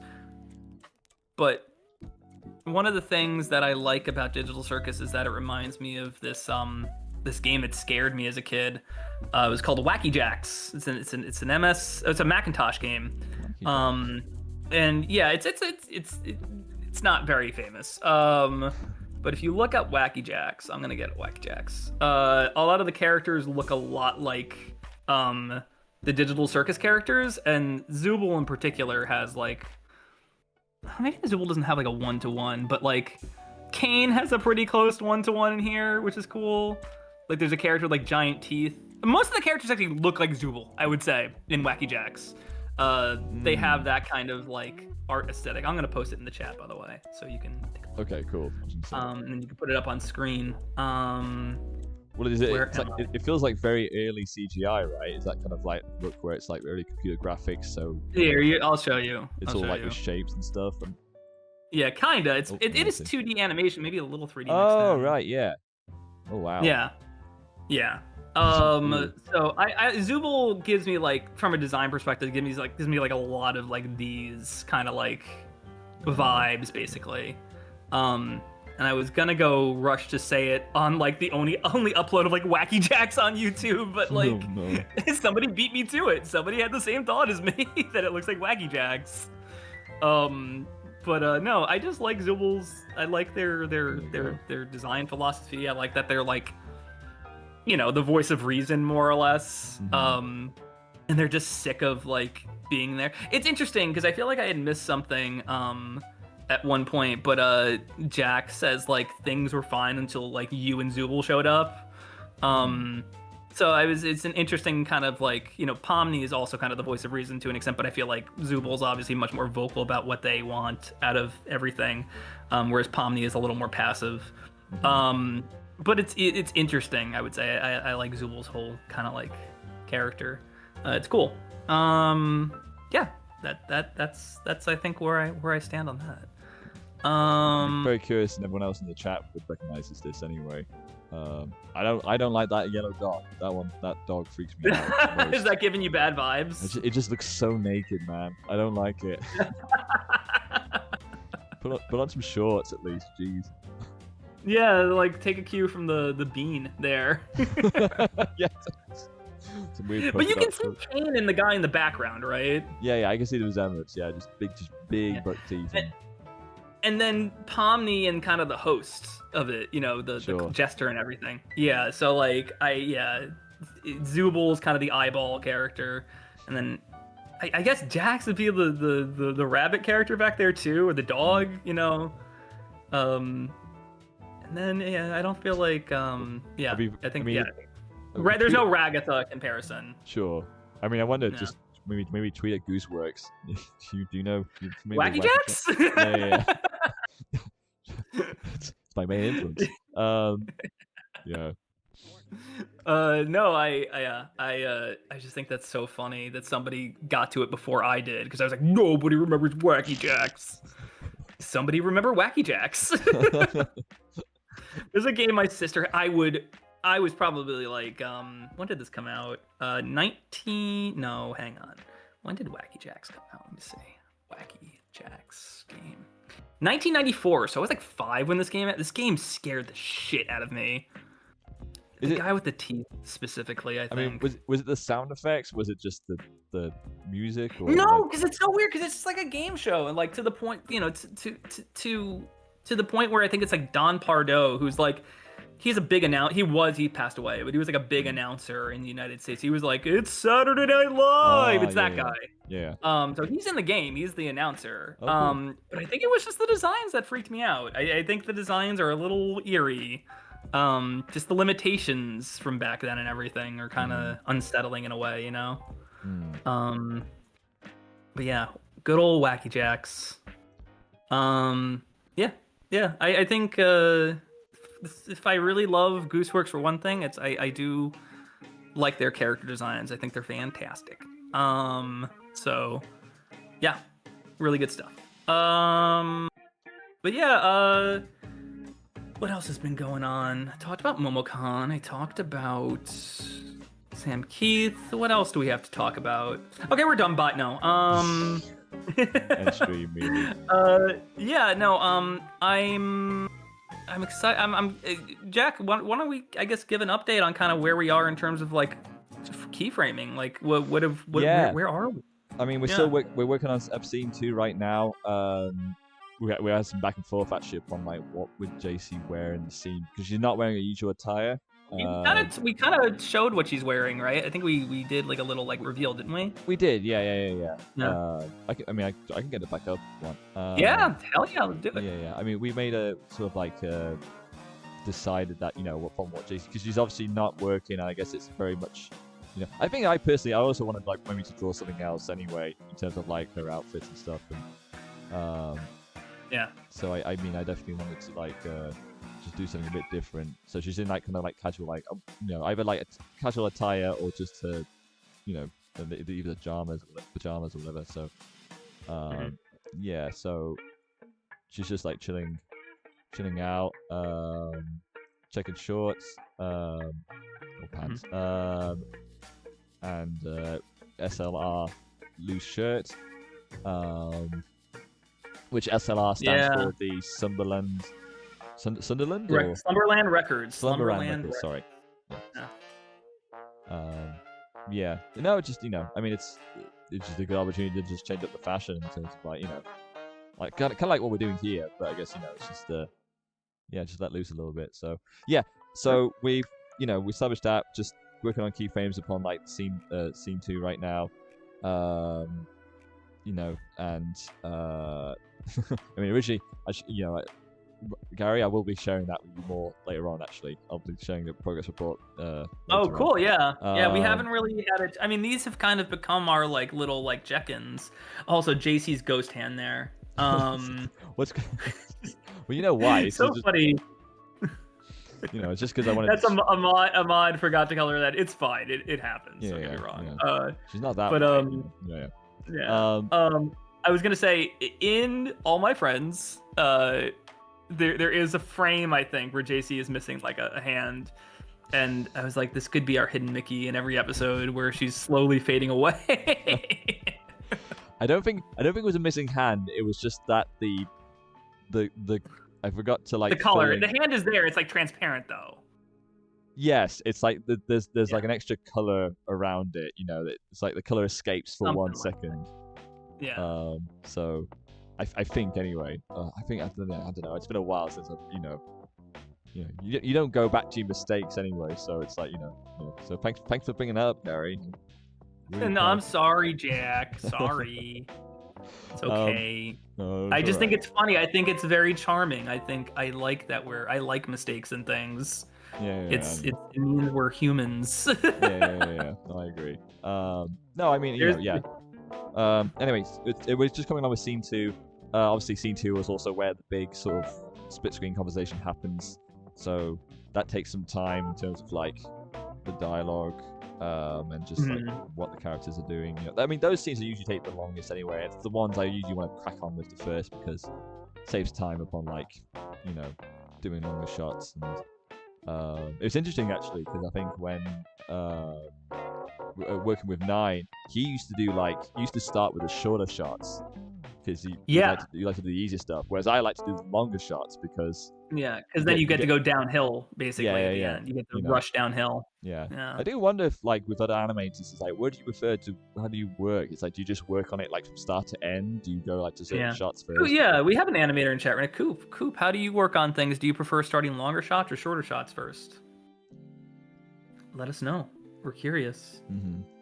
Because everyone has their own kind of workflow. It's from a writing perspective, I tend to write just straight beginning to end. Like, I'm typically not like, oh, let me start in the middle. I don't know. I have trouble kind of. It's funny because with the Christmas episode, I kind of wrote the ending first. Oh, right. Yeah. And then, you know, it's the meat of it that's been a little tough to crack because, like, they have to go over a lot of stuff in this episode. So I'm trying to figure out how to structure that. And the beginning was kind of easy. That's like the only time I've done that though. Like, I typically write front to back. I know exactly what I want. But the Christmas one's been a little tricky because I saw the ending in my head. Like, I think that was the first thing I saw in my head when I thought of this, which is a big rarity. I don't typically think like that. But yeah. I'd be interested to see how other people. Not just Coop, but if anybody else is an artist here, where do you start with your stuff? Do you start early? Like, do you start in the middle? Like, do you do short things first, long things first? I'm curious. Yeah. What else is going on? Oh yeah, I guess we can kind of talk about some of the stuff in terms of these alternate outfits, like. We were kind of talking earlier about the influences and everything. We talked about the Rivers Cuomo influence, but like, you know, I'm curious to see what you do with JC here, like what you're planning. I'm curious too. I was thinking of doing like sitting down, like, you know, either like up on the side profile or just like, you know, sitting down somewhat. So in a motion, but like, I'm trying to figure out what's the best angle to approach it really. Yeah. There was a really cool picture. I'd have to see if I have it still, but Ahmad drew JC in like a very like what is the term Vinny uses when Mario looks off character? Like, it's a very is it what is he? Non-standard. It's a non-standard Mario. Non-standard Sonic, something like that. Yeah. But he drew a very non-standard JC, which I really love. I think it looks awesome. So Coop Animates actually responded. I go in order of the script recording I've already done. Usually if I have multiple characters in a shot, I start with one that doesn't require lip sync and then go to the one that has more than less to sync. It depends on the shot though. Yeah, I mean, I think Scaling Upward's an interesting thing because, like, yes, we do shots where some characters aren't talking. But for the most part, you know, Cody and JC are both always talking. I guess, yeah, I mean, it kind of makes sense. Jack, do you ever kind of try to approach it like that? Like, if your character's not talking, do you try to get those sections done first? Good question. I mean, I think I tend to, like, it depends upon, like, what, demands more what side. I guess, you know, in terms of, like, because it's been a while since I've worked on two characters in the split screen shot, so I usually it's just tend to be the one I'm animating on. But like it from what I remember from all my friends, I think it was more. I think Cody first because he was the easier design, you know, because with JC there's a lot of I think about like her hair, like there's a follow through in terms of like her hair at the back, you know, her ponytail, and then you know, the actions that she's doing. Whereas Cody, in that all my friends, Cody's at the coffee shop and it's just like, you know, starts with talking on the phone, then he gets his coffee and just does all that sort of, you know, stuff with it, and then, you know, JC is like just this big action where she just like leans down with like her arm on her head and stuff like that. So hand on her head, like leaning on it. So it depends. I think it does depend on the action, you know. But granted, that was also the first time doing these characters, so I did Cody first because he was the easiest in terms of drawing it, and then JC after. But considering the fact that obviously of scene 2 it actually starts with JC side, I think I'm approaching it in the same way as like I'm doing JC first because she talks first, and then I'm just going through all her dialogue and, you know, key poses with that, and then once that's done, I'll go with Cody on the next part of it. which is actually it's funny because obviously Cody has a lot of like funny. I don't want to spoil, but Cody has got like I mean, it depends upon how close we get to the storyboards anyway, because Cody does a little moment where he turns to like a little. Oh chibi yeah, character. it's like a super deformed moment. Yeah. And just some I don't want to say very what it is, but yeah. some great expression work, and I'm kind of like, like we'll have to discuss upon how far we go into it. I mean, I would love to like, play around with it in terms of like the style and stuff. So, but we'll get to that when we get to that anyway, and we'll see how it it pays off, I guess. Yeah, no, it's I think that's gonna be really cool. It's gonna be awesome. So that's kind of a look behind the scenes of what we're doing. But yeah, I'm interested to see how you tackle this JC. What is she wearing here? Or do you want it to be a surprise? I mean, what did we actually? I mean, you might have to remind me actually, because I think did we decide on what JC was wearing? We were talking about like Kay Hanley and stuff like that from Letters to Cleo, and I was sending you some stuff that she had worn, I think. Yes. I like this kind of like, not necessarily the skirt with the green. With the green, but the one she's wearing under that, like the bowling shirt almost. It's kind of cool. It kind of looks like a bowling shirt, right? Like, yes. Or yeah. And which was based upon her original concept drawing. Yeah, right? A little bit for sure. It's funny because I don't even think I sent Iris that picture, because that's like the first time I've seen that picture of Kay. So like, I don't know where that came from. I'm trying to think. You're telling me to go back like 14 years now. Oh my god. Sorry. I'm gonna die. But it's tough. It's tough to remember. What did I show? I think I might have. It's funny. I think I was showing Iris shots from like Can't Hardly Wait or something, because it's something I was kind of pulling inspiration from in terms of I like the fashions in that movie a lot. Yeah. So it might have been like a background, like maybe like Selma Blair's character in that movie or something. She only appears for like 3 seconds in the movie, but I was like, oh, I like her outfit. I don't know. I'd have to think back.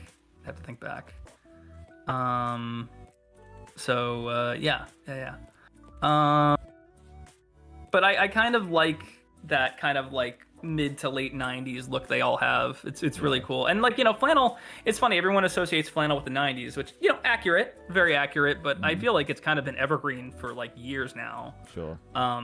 It's just Kurt Cobain wore a bunch of stuff, and then it's just associated with that decade. But Bruce Springsteen was wearing flannel, dude, in the 80s. Come on. Yeah.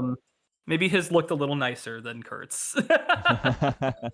I think it's like grungy, dirty flannel, like the ripped flannel and everything. Oh, sure. Like that's really. But cardigans came back in the 90s. There was a band called the Cardigans. That's how big they were. There was a band called the Cardigans. Although I think they performed before the 90s. I'm fairly certain they formed like 89 or something. Yeah. Yeah, it's weird. It's so funny because I associate them with like Love Fool like so hard, but then I forget they had this whole like twee pop thing before that. It was like twee pop, and then they switched to straight up like alternative rock right after that record. Very interesting band. Interesting band. Yes. I mean, what was it? It was the one that was like. Yeah.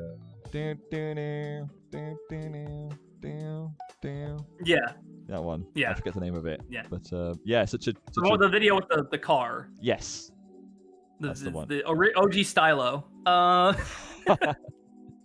No, it's not Stylo at all. I mean, it's kind of in a way, because like the thing was that video almost got banned, or did get a version of it got banned, where like she puts a rock on the accelerator, I think. Oh, interesting. And okay. They didn't want people to, imitate that, even though I don't know who would actually. It's insane that anybody would do that, but it's funny because there are a bunch of videos from MTV that were kind of like that too, where it's just like, oh, we have this thing and it can't do that. What was the one I was thinking of? There was a band called Crash Test Dummies from the 90s. That they had a song where the chorus is just the song was called which is very funny.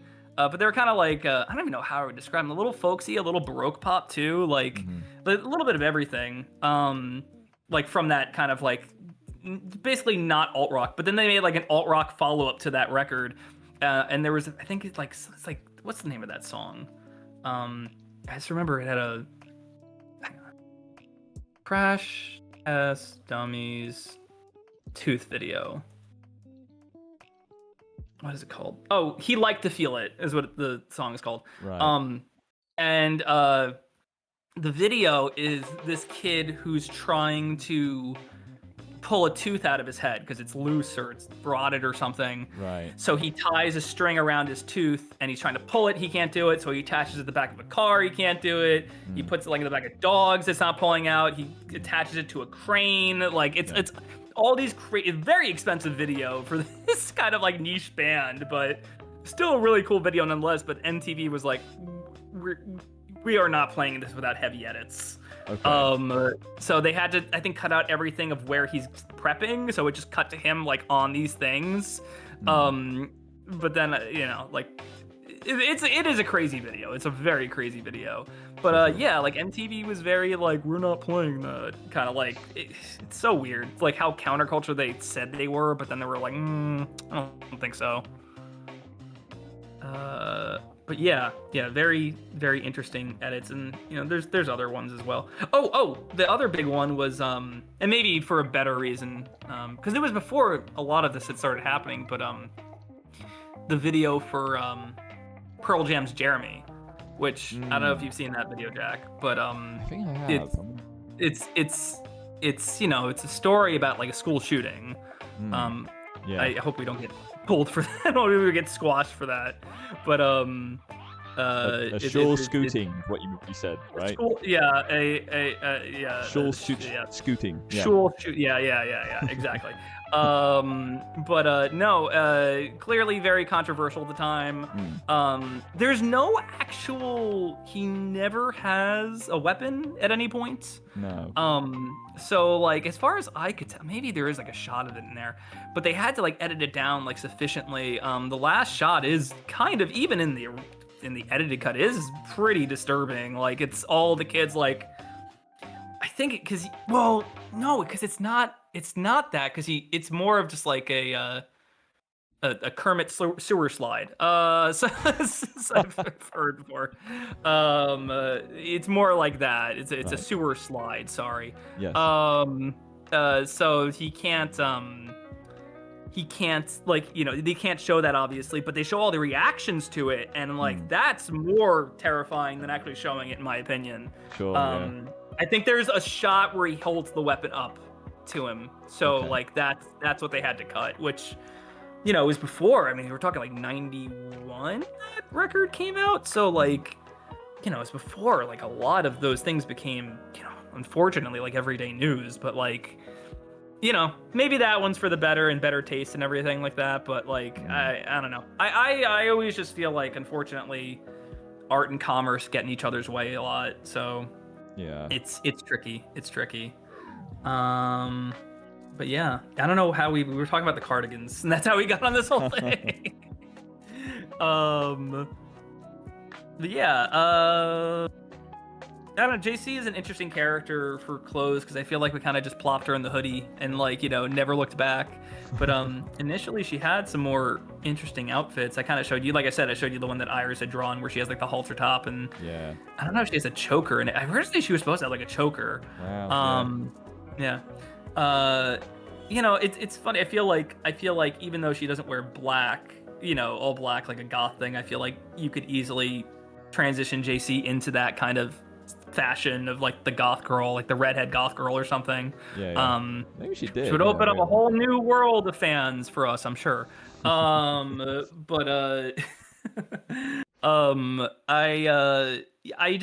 liked for both of them. I kind of liked the indie look. I thought they looked cool with like that indie kind of vibe. Maybe when we do more Cody, we can throw him in that sweater we were talking about and everything. But yeah, like I liked the idea that they're kind of just everyday people, and like they don't need like fancy outfits or anything like that. Yeah, I think the only thing I kind of not necessarily regret keeping, I like Cody's green. It's like a jacket or a shirt. We've never really decided what it is. But I feel like that's the one thing. I think it's the solid color nature of it, where I'm just like, I wish we had like a pattern there. But Jack, would you say it's made him a little easier to animate because it is a solid color? I mean, solid colors are great because obviously it's easier to color in. That's the short of it. But you know, I think I mean, you know, there are ways, of course, to like have like a pattern, you know, nailed to a character, and then have that sort of like, you know, whatever the character moves, that pattern it stays static, but obviously the character's moving, so it's like it still shows, and that's like also a fun way to get around, like, you know, you don't have to draw that pattern at like different angles and whatnot, you know, because it's very strenuous to animate in general. So it's why you do something like this, where it's obviously you have the character just like it's this itself, the pattern itself becomes the texture, and then, you know, whenever the character moves, despite, you know, it not creasing, it still simulates the checkered design and whatnot, you know. So yeah, totally. You know, it's I mean, you know, we can definitely, you know, I mean, we'll have to, you know, we can definitely do that technique again to some characters anyway, and I mean, you know, we've kept these characters consistently enough with like how we've drawn them to not, you know, I mean, there's only so many, the only characters to kind of like do that kind of thing anyway is Sabrina, and I think we made a point to do it with Sabrina because it emphasizes the she's character. like, it's just her personality. Yeah. So, you know, with everyone else, it doesn't seem to be a factor unless it makes sense for the plot, like Piper wearing that jacket when she's obviously coming back from her date with her girlfriend. She got her big like military flak jacket on or something. Yeah. So it's cool looking. I like that. I like that she also, like, I think Mallory has her little kind of like jacket with her name on it. Like trying to think of like what, like a crew jacket almost. Like she has like her little name on it. It's cool. It's really cool. I'm just popping back into live chat here for a second. Doesn't look like anyone's posted. That's okay. But yeah, feel free to keep asking us questions, guys. Something I wanted to ask, because obviously we're talking about fashion. Like what? Jack, what you don't kind get to ask questions. No, I'm kidding. Sorry, boss. No, please. Can I come out the cellar tomorrow? Yes, you can come out. Yes. Oh, thank you. Sure. Something I want to ask, because we're talking about fashion. What was fashion that you were into in general, I guess, growing up? You know, it's funny because I didn't really start. I kind of talked about this like early on in the stream, where I was just like, you know, Cody originally had all like the nerdy kind of like game reference shirts and everything, and I grew out of that very fast. In terms of just like what we were doing with him.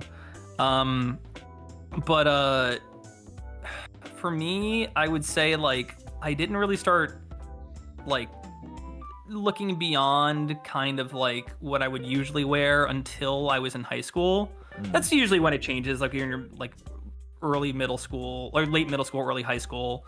Yeah. But yeah, I started off with like comic book shirts like all the time. Like I really wanted to show like how nerdy I was. I got a Green Lantern shirt and stuff, and nobody's wearing that. And yeah, nobody was wearing it, and I kind of ostracized myself a bit. No. Most of my stuff was like, I think by the time I got to late high school, I got into like that retro vibe, like late 80s, early 90s stuff. I remember specifically like with band shirts. Band shirts, I remember being like, I wanted to get like bands that like nobody knew or cared about. Sure. Because like there were bands I cared. I started watching 120 Minutes when it was reruns of 120 Minutes when I was in high school that were on VH1 Classic. So, you know, obviously very influential on what we're doing here. But I remember getting to a lot of bands through that. But then I would also watch movies from like the early and mid 90s and be like, everything looks so secondhand and lived in. So I really wanted to kind of get into that aesthetic. And I never really feel like I did. Like there were a couple shirts that I had that looked really cool. I had this really cool super baggy like red button down that I loved wearing. Mm. And I tried stupid combinations at certain points. I was like, oh, that would look good with like a suede vest on top, because that was like very like bohemian early 90s looking. Oh, sure. And I got some comments about that. But very I thought I looked like geez, who was like an early 90s, like Breckin Meyer or something, and like Clueless, but I looked more like McLovin. So like it's yeah, I tried to do that. I tried to really get into thrifting, but you know, I never really committed as well as I probably could have. So I just ended up kind of looking pretty standard through high school. Although flannel was very big for me. I loved wearing flannel. Sure. I loved wearing flannel when I was in high school. I thought it was just so comfy, and like it kept me warm, and like it obviously had a lot to do with the stuff I was into at the time. I had a really cool, I think I still have, I have a shirt. I have a box with all of my band shirts in it, because I'm like, I don't wear these a whole lot anymore, either because they don't fit anymore because I got taller, or like or just like they shrunk in the wash or something. Like I just don't wear these, but I want to keep them as like mementos. And I had a really cool, and I hope I still have it somewhere, I have a really cool Prince shirt from I think, I want to say it's from Diamond and Pearls. Let me see. Wow. Prince shirt 1990. Let me see. I don't think it's, no, that's Graffiti Bridge. I don't have that shirt. 1991. Is it? Oh man, I don't know when this would be from. Here it is. I found it. It looks so cool. Oh, I hope I still have this. It's probably like a medium. I doubt it. Like it shrunk in the wash like a million times, most likely. I think they sell reproductions of it now, but I had like the original. I got it on eBay. I was so excited when I got it. But here it is right here. This is such a cool shirt. This is such a cool shirt. Oh, sick. Yeah, the colors and everything are really, really cool. But I love stuff like this, and people were like, "You like Prince?" I was like, "Oh yeah, like Prince is awesome." I got into Prince like probably like 11th or 12th grade, and I remember just buying up all those records and being like, "This guy's an absolute genius." Which is so weird for me, because I spent most of my high school like listening to like They Might Be Giants and Weezer and everything, and then everyone's just like, interesting switch up.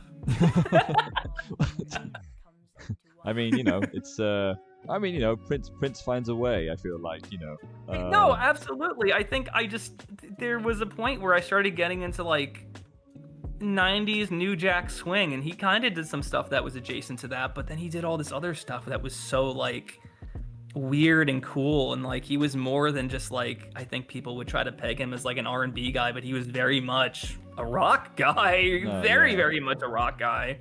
So like I thought he was just really cool, and he was interesting to listen to in interviews and everything, even though he was very like he was very, very like, what's the word, aloof, or very like ambiguous with his answers to stuff.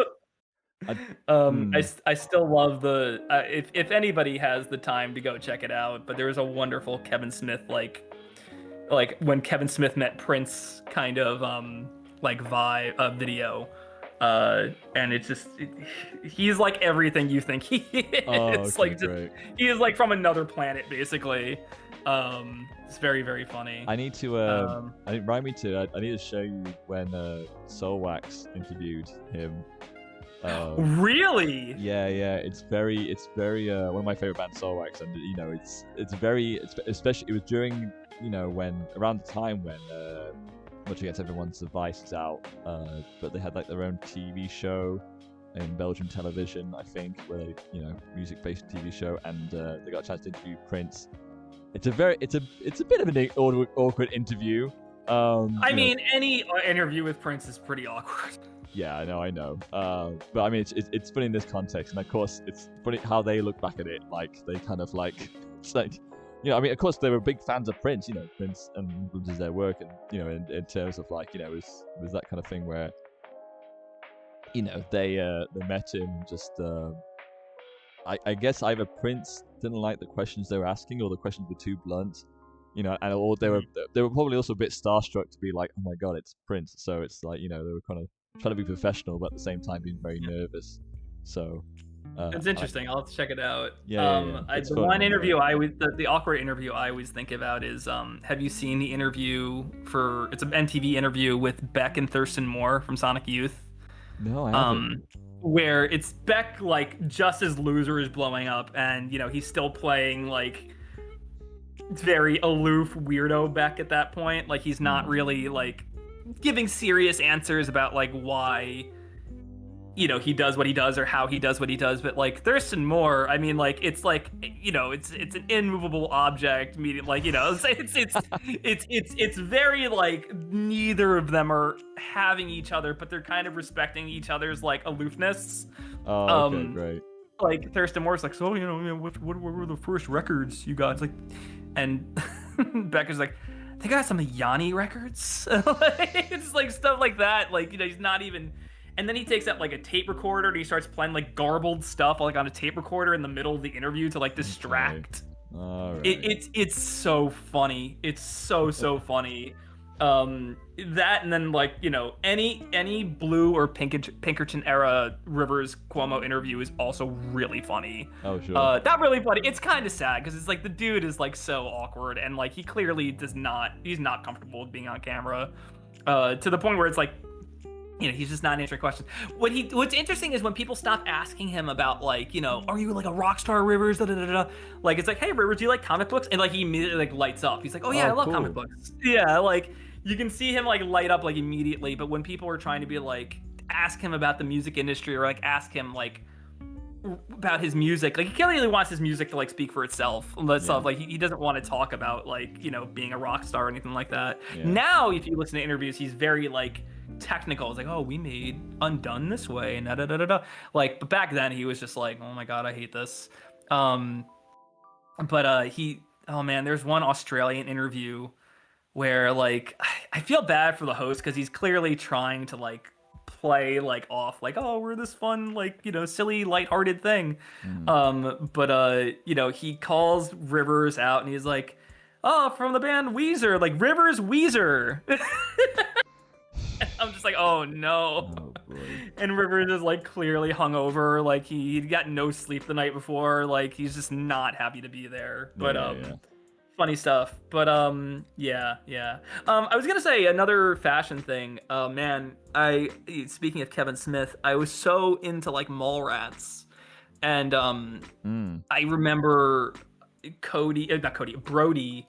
I did not just give away something. I did not give away the fact that I kind of named Cody after Brody, but oh my god. No, that's not how it happened. Here first, chat. I think I just like the name Cody. Okay. But Brody, Jason Lee's character in that, had this like really kind of like secondhand corduroy jacket, and I got one that looked exactly like it in high school. And I wore that thing to death. I probably saw the arms are probably tattered by now. Was it just for look, or just because it was comfortable, or? Because the look. I wanted to look like Jason Lee in Mallrats. I thought he was the coolest guy. Now you watch him, like, this guy's kind of a loser. But like, you know, as a kid, you're like, he's talking about comic books. Like he's making fun of people. Like he's so clever. Da, da, da, da. Now I'm just like, mistakes were made. No. I mean, Jason Lee is still like one of my favorite actors. He's very funny. I think he's like one of the actors that I feel like should have probably gotten like a lot more like pomp and circumstance. I think he just got screwed over by just Hollywood in general. I know that he was supposed to be kind of like the next Chevy Chase, and I just don't, which maybe in retrospect is a good thing he wasn't. But like, you know, he's, from what all accounts I've heard, he's a very nice guy, so that's cool. But like, I just don't think he ever had like the big hit to really send him over the edge to being like an A-list star. I know he tried a bunch, but you know, I just don't think the right project ever came his way. But you know, for somebody who transitioned from skateboarding to acting, you did a pretty good job in my opinion. Nice. And you know, he's Syndrome, so he'll always have that. Good point. Yes. Yeah, he'll always have that. So let me see if I can find the corduroy, like what it looked like. Corduroy jacket, brown. Secondhand. It'll come up if I type that probably. Or blazer. It was like a blazer. Corduroy blazer. Yeah, it was kind of like this. Let's see. Oh, It's kind of like it was almost like a proto cardigan. It was almost like a proto cardigan in a way. I wore something like this to school like every day. Like this is my thing to wear to school like every day. Wow. And then because I ended up liking, he has a shirt in the movie, and then Kevin Smith's store sold that specific shirt. So of course, then like at least one day a week of school I was cosplaying basically. This was the shirt, and the cool thing about this shirt is that it's a amalgamation of all the actors who tried out for the role. They just took all their headshots and like meshed it into this like kind of Rorschach tests. Oh, whoa. Okay. Wow. Okay. Yeah, so I wore these two things to school like a lot, but the blazer specifically, to the point my mom's like, "Can you please stop wearing the blazer?" You know, that and flannels were like my thing. And then like I had like a bunch of like obscure 90s band t-shirts. I remember there was this one band from the UK who I guess they're part of the Manchester scene. No, they were more just like a straight rock band, but maybe they would get lumped in with them. But there was a band I like called Ned's Atomic Dustbin. Yeah, they were a band that dared to have two bassists. Oh, wow. Yeah, so well, Spinal Tap in kind of a way, but like it sounds cool. Okay, cool. Like, it sounds really cool. But they were kind of part of that scene, like the Manchester scene, I guess. But I had they had a really cool logo. They had such a cool logo. Ned's Atomic Dust. And people used to ask me like, "What was that band? I don't know what that is."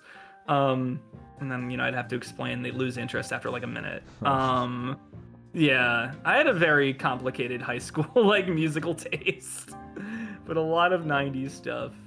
But that's the logo. I think it's a cool looking logo. Oh, okay. Yeah. There's a pop punk band I like called Wax. Well, bear in mind, you were also obviously you did a college radio as well, though. So that. Yeah, so it kind of ended up playing into that, I would say. Yeah. But yeah, no, these were all things I was kind of wearing at the time, and people were probably like, what is going on? Like, why is Gary wearing all this stuff that I have no idea, like, what's going on? Jimmy Leet said, I think it's the Prince shirt, that was a really cool shirt, and then he said, ooh, that's a good dress combo. If you say so, Jimmy, I appreciate that. Yeah. I didn't say it. Jimmy said it. I know, chat. Rate this fit. Is this what do you reckon about these? I mean, I think they're fine. I think they're cool, man. I think they're fine. Yeah. I mean, I don't have a jacket like that, but I have something that's like the same kind of material as that, and I do understand like why. It is. I can imagine it's very comfortable wear. On top of that, it probably looks, maybe not today, but it looks probably look cool because it obviously fit with the, like you said, it's very much a reference to the movie, movie, yeah, that character and everything. I just thought he was like, Jason Lee was so like effortlessly cool, to the point where they were size too big, but I got them and wore them. I think I looked online; they're worth like $1,000 now, so it was stupid to not save them. But I had Jason Lee Airwalks, and I thought they were so cool looking, and I wore them like every day, even though they were like falling off my feet. Like, I was a lot of baggy stuff. A lot of baggy jeans were like my thing. I love baggy jeans, and that was in the era of like emo skinny jeans and everything. So I really stood out. Let me see, Jason Lee Airwalk, so you guys can get a good picture of me. There's not a whole lot of pictures of me in high school. Let me see, Jason Lee Airwalks. I don't think these are. Oh, these are them. Here we go. Airwalk Jason Lee 11s. Yeah, these were them. These kind of like green looking shoes. They look like Vans basically. But but I wore these all the time. I just thought he was so cool. I don't know. But yeah, his Mallrats was like Mallrats and Chasing Amy, and like I just thought he was really cool. And then he was in a couple other things, but like he's My Name Is Earl. I remember when he came back and he was like Earl from My Name Is Earl, and I'm like clearly playing like a character. I'm like, oh, he's like very like white trash now, but that was the point, like clearly. Yeah. I'm like, what happened to my cool idol? Why isn't he playing like the cool guy? Why is he playing a dumb guy? But I do love My Name Is Earl. It's a very funny show. But yeah, good stuff, fun stuff. Jack, what did you wear in high school? Well, I guess in college, when did you come into your own for fashion? I guess. Okay, well, you got to bear in mind. I think for the first, from like, grade, even like from grade, not nursery. I gotta like translate you guys like from like junior elementary. I think we still get to dress ourselves, and then after that we were in uniform for the majority of like that and college, until I guess until we do our like what's after flipping secondary school? It's like, gosh, it's been so long since I've thought about like the whole secondary, like high school, like after high school, or yeah. So when you're studying your like when you're studying like your main subject matter that you want to go into career, university or college, or it wasn't until university that we got to dress up. Basically, we're in uniform for like most of our lives, wearing these sort of like, I mean, gosh, like when I was like, obviously between like, between my time was, from like being a young child to like before teenager, it was like this kind of like a bit like red and dark blue sort of uniform, and then when we were in college, after that, we were like wearing this like banana, like rotten like brown like jumpers or cardigans with like black trousers and yellow shirts, like like rotten banana color palette. And then it wasn't until obviously university that we got to wear our own stuff. But I remember stuff I kind of liked. I was just very into like. I remember wearing cardigans actually a lot. I remember wearing cardigans because I thought those. Oh, so you were early. I'm wearing a cardigan right now, so you were early on the cardigan train. Yeah, yeah. Sure. Cardigan shirt. The shirt. I mean, bear in mind, this was also around the late 2000s, so I was very much into the sort of blog house, sort of indie scene. The stomp clap. Yeah. Yeah. No, sorry, that's a mean way to put it. It's not stomp clap. I understand what you mean. You're actually talking about like the actual kind of like rustic indie sounding stuff. It's that, and also I guess where it's obviously I'm a big dance music, electronic music fan. A lot of like what was coming out of like the electro clash scene, where everything was a bit more bright in the terms of the fashion and but I mean, hopefully not in a way that's like very you kind of look back now, it's like it's a classic. It was a new age fun with a vintage feel. Yeah, I know exactly what you're talking about. It's not too much like that. Really. Was that? I feel like it's funny because I know exactly what you're talking about. I feel like that was a much bigger thing in the UK, that song, but yeah, it was.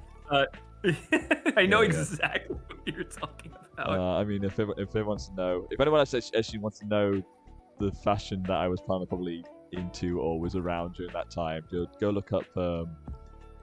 Being a dickhead's cool. Being a dickhead, yeah, being a dickhead's cool. It's a funny video.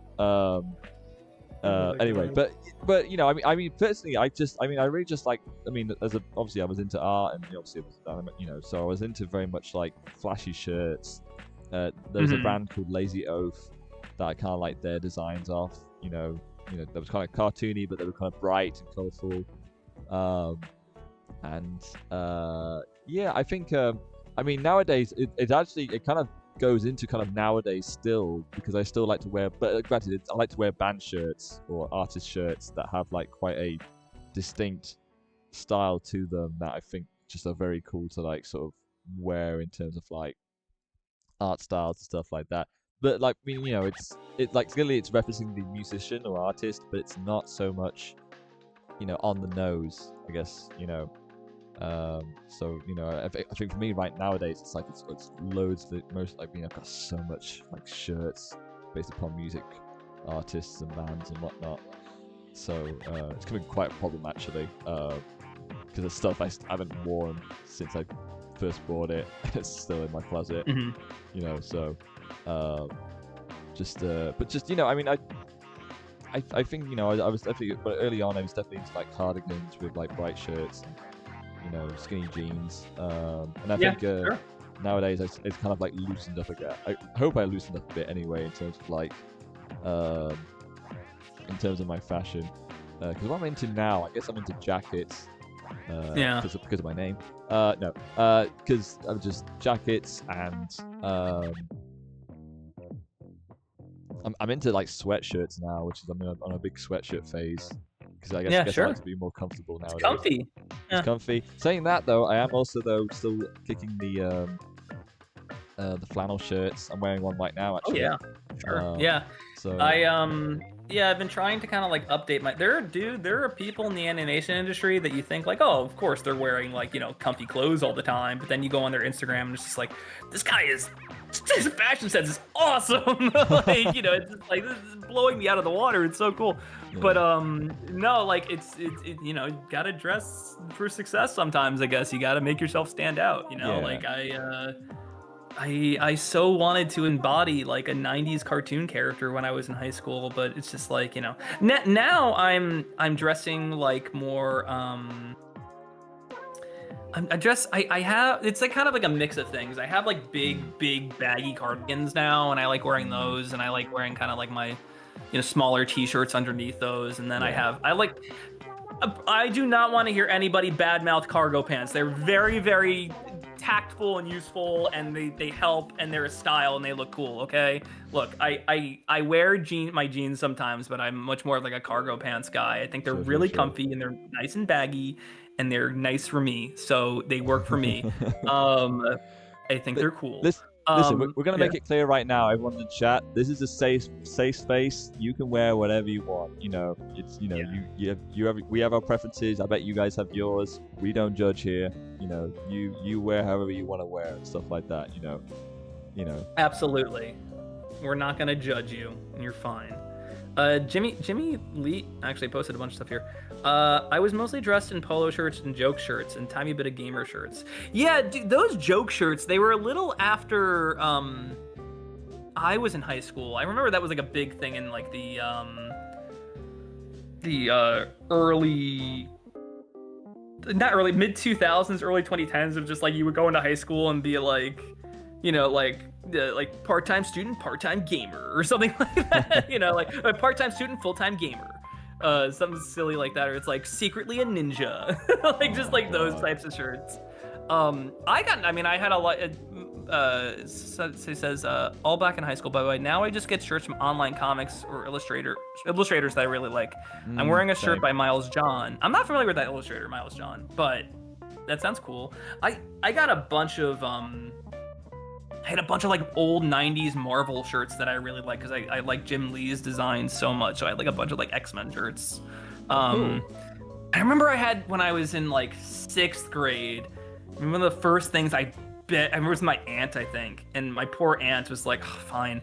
But like, I was just like, and she's not even like my mom or anything. She doesn't have to buy me anything. But she was just like, she's like, well, what do you want? I was like, oh my God. There were 2 shirts, and one of them I really regret losing, because it probably would still fit me today, because it was like a big baggy shirt. But I had well, the first one was like a Spider-Man shirt, and it was like Venom fighting Carnage, and it was the coolest thing ever. Like the texturing was really cool. That was awesome. But the one I really regret losing was I had a glow-in-the-dark Felix the Cat shirt. Wow. That thing was awesome. And I've bemoaned losing this on Twitter a lot. Maybe it's still around somewhere, but I haven't seen it in years. I have seen the design come up sometimes. It's a shirt where I have it's funny because I'm wearing a Felix shirt right now. I love Felix's design. It's so simple and so iconic, and it's just really fun to look at. But it's a shirt of him, and he's like dizzy, and he's holding his head, and then when you turn off the lights, it glowed green. Oh, so cool. And I've seen it pop up on eBay every now and then. I'm like, like I'll just have missed it or something. I gotta have an alert set up for the Felix the Cat shirts. But oh my god, if I can find, I think I posted it on X. Hang on, let me see if I can find it. I mean, do we know what who the brand is? Sorry, I don't want to call it X. That was just a reflex. What's up? Do you know who the brand is? Like, in terms of like. No, it was just a shirt. It's just like probably a licensed shirt or something. Okay. Felix the Cat. Oh, it's so cool. Hang on. I gotta have it. Hang on. Did I spell? Oh, I spelled my name wrong. Okay, but yeah, no, like I remember the first thing I felt so strongly about, because before that I was just wearing the polo shirts and stuff like that. Like, oh my god, I had a really ugly polo shirt that was like a blue and white polo shirt that was like one side was blue and the other side was white. And I guess it was pretty 90s now looking back on it, but oh, awful shirt. Terrible shirt. I like anytime, and I had my short hair with my like giant braces, and I was just like, ugh, awful. Very, very embarrassing, honestly. Hang on, I will find this because I think I talked to Kristen Goodsnuck on Twitter about this, who is the author of Hench Girl and Making Friends. Really, she has a new book out. You should check it out. It's called Touched by a Demon. Oh, cool. Definitely check it out. Really good. Let me see if I can find it. I would have talked to her. Oh no. Is it gone? Did I like delete all of my stuff before 2023? That can't be right. Huh. Yeah, it might be gone. That stinks. But anyway, you'll have to take my word for it. It was a cool shirt. Cool. Was there ever a shirt that you really liked, Jack? That you really wanted to get? That I really wanted to get. Oh yeah. Man. I can think of like I know I have, but then I'm also like thinking about like, you know, just what they were. I know. I think about just like a lot of. You know, I think about a lot of there's a band called Justice. You obviously know him, but like no, I don't know who Justice. No, I'm just kidding. Well, especially early on, they obviously the music video for DANCE, they had like the music video was like all their lyrics on the shirts and you know in different designs and whatnot, and I think they did actually sell those designs on like their website or like the label's website a while back, and my personal regret is that I never got the chance to like get one of those shirts because I always just liked the graphic designs, the styles of those shirts and whatnot. Like I saw them like, oh cool, like I wonder if they're still available, and they're like, no, they're available. And they're also because they're all from France, and it's like the shipping was like, even though even back then it wasn't as bad as now before Brexit, the shipping was like still a bit too much, or the price of the shirts were a bit too much. So I was just like, oh, maybe they'll be still available along the way, stuff, and you know, unfortunately they never were. And now those shirts obviously go rare, and they're super expensive and whatnot. So, I mean, in general, actually, the whole their label Ed Banger Records, their graphic design was great, and you know, because they had a good graphic designer on that team for quite some time called Somi.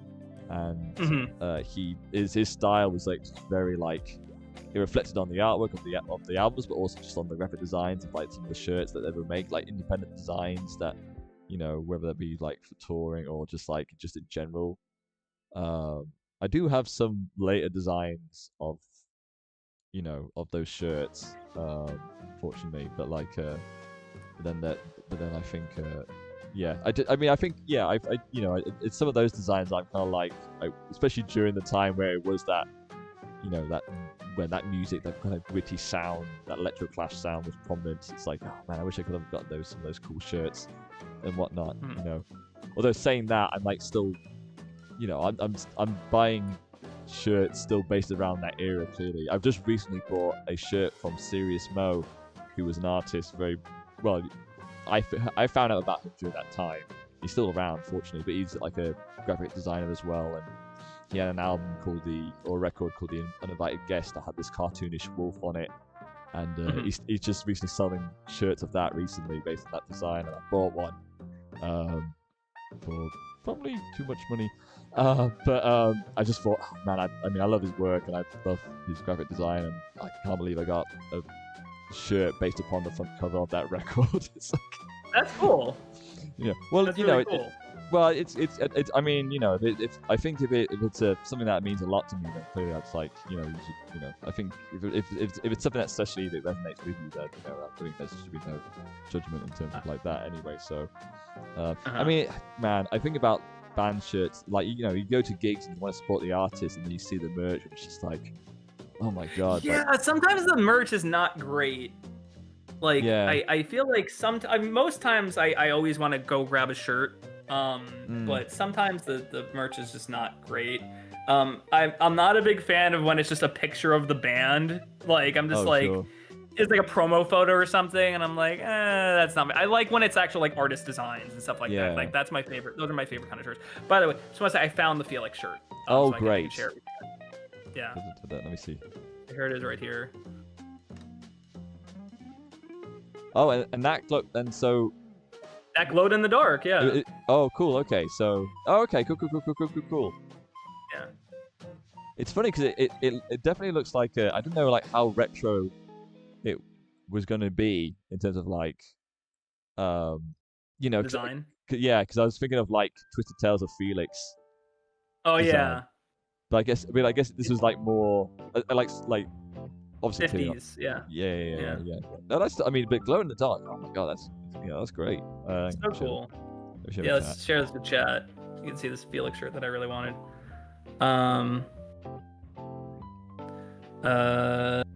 Somebody just came in with a Woody Woodpecker icon. Very funny.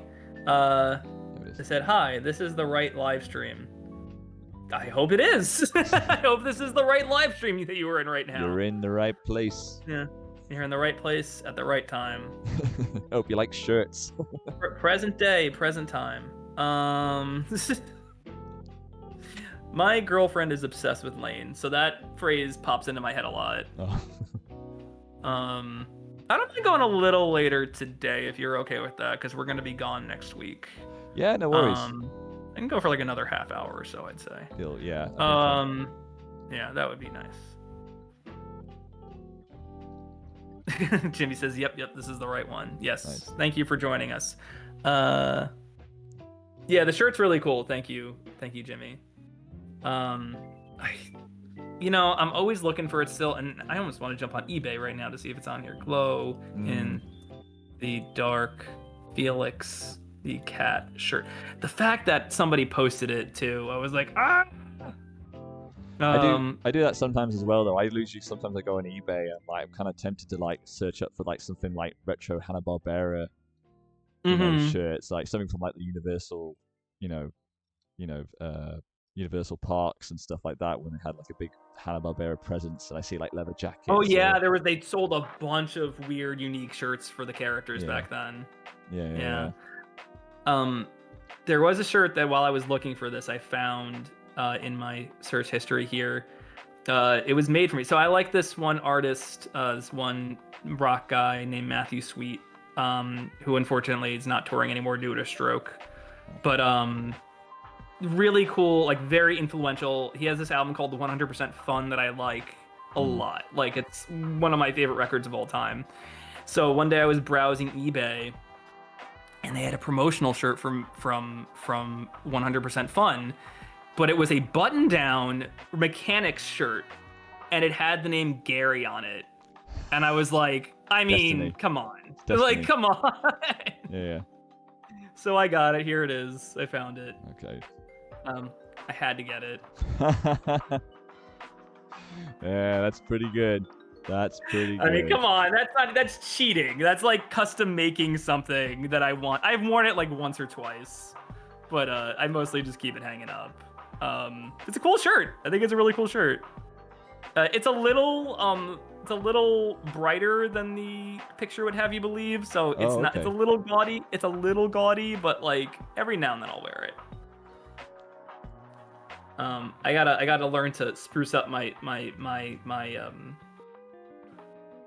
fashion a little bit. So I might have to start wearing brighter colors than my usual muted look. I think that's the thing. I'm used to wearing more like muted colors. So when I wear something a little brighter, it's a little like, whoa. It's a little weird to look at.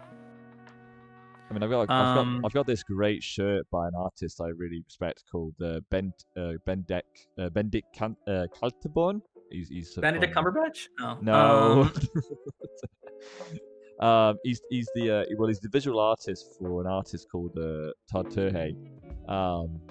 And he he does like, obviously his style's great. And he's got there's this great cowboy shirt that he illustrated of it, obviously the style and stuff like that. That's like a whole colored shirt. It's like a one piece colored shirt and stuff like that. And I've only worn it for like one occasion, but it's like I really want to wear it at like another occasion or something like that because it's such a cool shirt. But at the same time, it's like it's cartoonish cowboys in a very cool, in like an abstract cool style and stuff like that. So it's like, oh man, where else am I gonna wear that?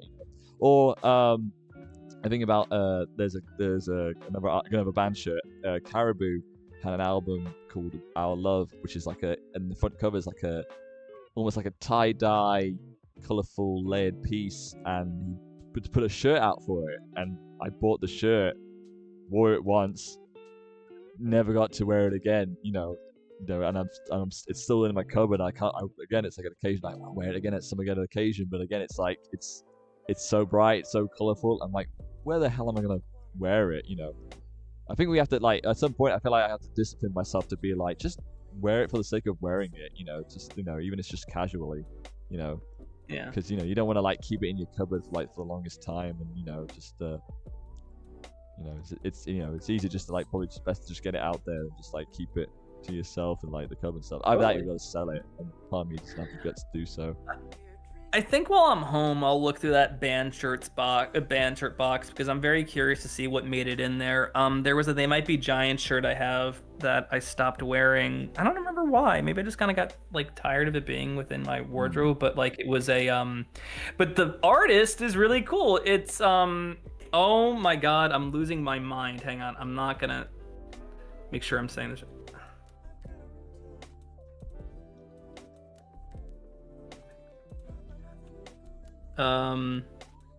Wait, what am I looking for here? The artist's name? Yeah. So it's a They Might Be Giants shirt with the Johns as farmers, but it was drawn by Mark Merrick. So like, I don't know if you're familiar with Mark Merrick. He rings a bell. He should design Henry and June from Kablam. Oh right, cool. Yeah. Gotcha. Yeah. Nice. So I should wear that more because I'm a big fan of his work. I think it's first of all, I think it's awesome that he put all of Kablam up on his website. Oh, did he? Like, yeah, nice. Here it is. What are you gonna do about it? I think I want to say it's still up there. Let me check. Mark Merrick. Is it still up there? Does he still have a website even? Oh, is his website gone? Oh no. His website might be gone. They found him. Yeah. They got him. What do you mean you got him? Yeah. He was a nice guy. He was like, give me Duck Bruce. MarkMerrick.com goes to nude photography by Mark Merrick now, so I don't think I feel like let me see. Oh no, markmerrick.org. There we go. Okay. Oh. Is it still up? Oh my god, I feel like anything I click on here is gonna make noise. Yes, it will, so I'm turning this. Oh nope, I did not want to do that. Okay. Uh-oh. No, turn off. But yeah, it looks like his site is still up. All high quality. Hey, Mark Merrick. Nope, it looks like they took down his animation. It looks like they took down Kablam. That sucks. That sucks so hard. Kablam is one of my all-time favorite shows. It's probably the first show that I watched as a kid that showed me that like animation can literally just be anything. So it was really important for me. as much it's so weird because I had a sister 7 years older than me, always watching MTV, so I got like obviously had Beavis and Butthead and like Aeon Flux and that stuff in the house, and I was aware of it, but it was a little beyond the scope of like a 5-year-old. You know what I mean? Like you're not really gonna enjoy it as much as you would when you're like 8 or 9 or something, or in your teens. But I remember specifically like Kablam starting, and I'm like, oh, they're cute little cartoon characters, and then they turn the page and it's a totally different animation. I was like, whoa! Like that was crazy to me to go from that to like Action League Now to go to, and then like Prometheus and Bob and Life with Loopy. I mean, Life with Loopy is just like, I think one of the most underrated cartoons of that whole initial Nicktoons thing. Nobody talks about Loopy enough. Stephen Holman is a very, very good artist, and that dude's been working in the industry for like years with his wife, and they both did really cool stuff. But yeah, Jack, did you ever have a cartoon that like showed you like, whoa, cartoons don't have to just be like Ninja Turtles, basically? Yeah, I mean, I want to. Yeah, it's. I think about. I mean, I mean, it's tough because I can't think of like.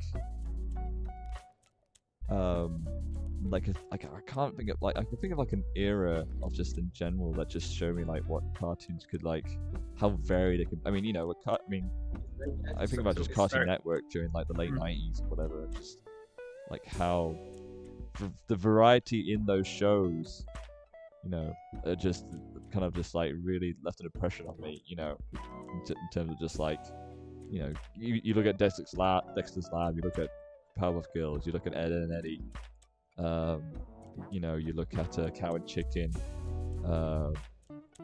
Coach Cowardly Dog. It's like different shows, and yet the art style and the variety within them really stood out, and the humor and just in terms of like that. I don't think there was really like one specific show that kind of like blew my mind. Although saying that, I think about like films and stuff. I think about like I mean, I think about the for some reason, like I think about when I had my VHS of the Snow White film. It had like a great behind the scenes at the end that showed how it was all made and stuff like that, and that kind of like that really left an impression on me for some reason. I just really liked the fact that there was what went into this, like even granted I was young, I didn't realize it was like obviously Disney's first film and stuff like that, but then again, it's like as the older you kind of like realize like what the process went to, the techniques they did, what scenes did get cut with the there's a deleted scene from that film that is fully like hand drawn animated, but obviously not colored yet. But it's really cool to see like early animation in that sort of where it, like in the production of like it being like just like it's not colored in and it's still all the pencil sketches and stuff, so nothing's final. So it's like I don't know. Yeah, I think just that kind of itself left an impression on me, and then whatever else we had in like I think about a lot of like TV specials as well. Loads of great TV specials. That I grew up with, especially around the Christmas time, Wallace and Gromit.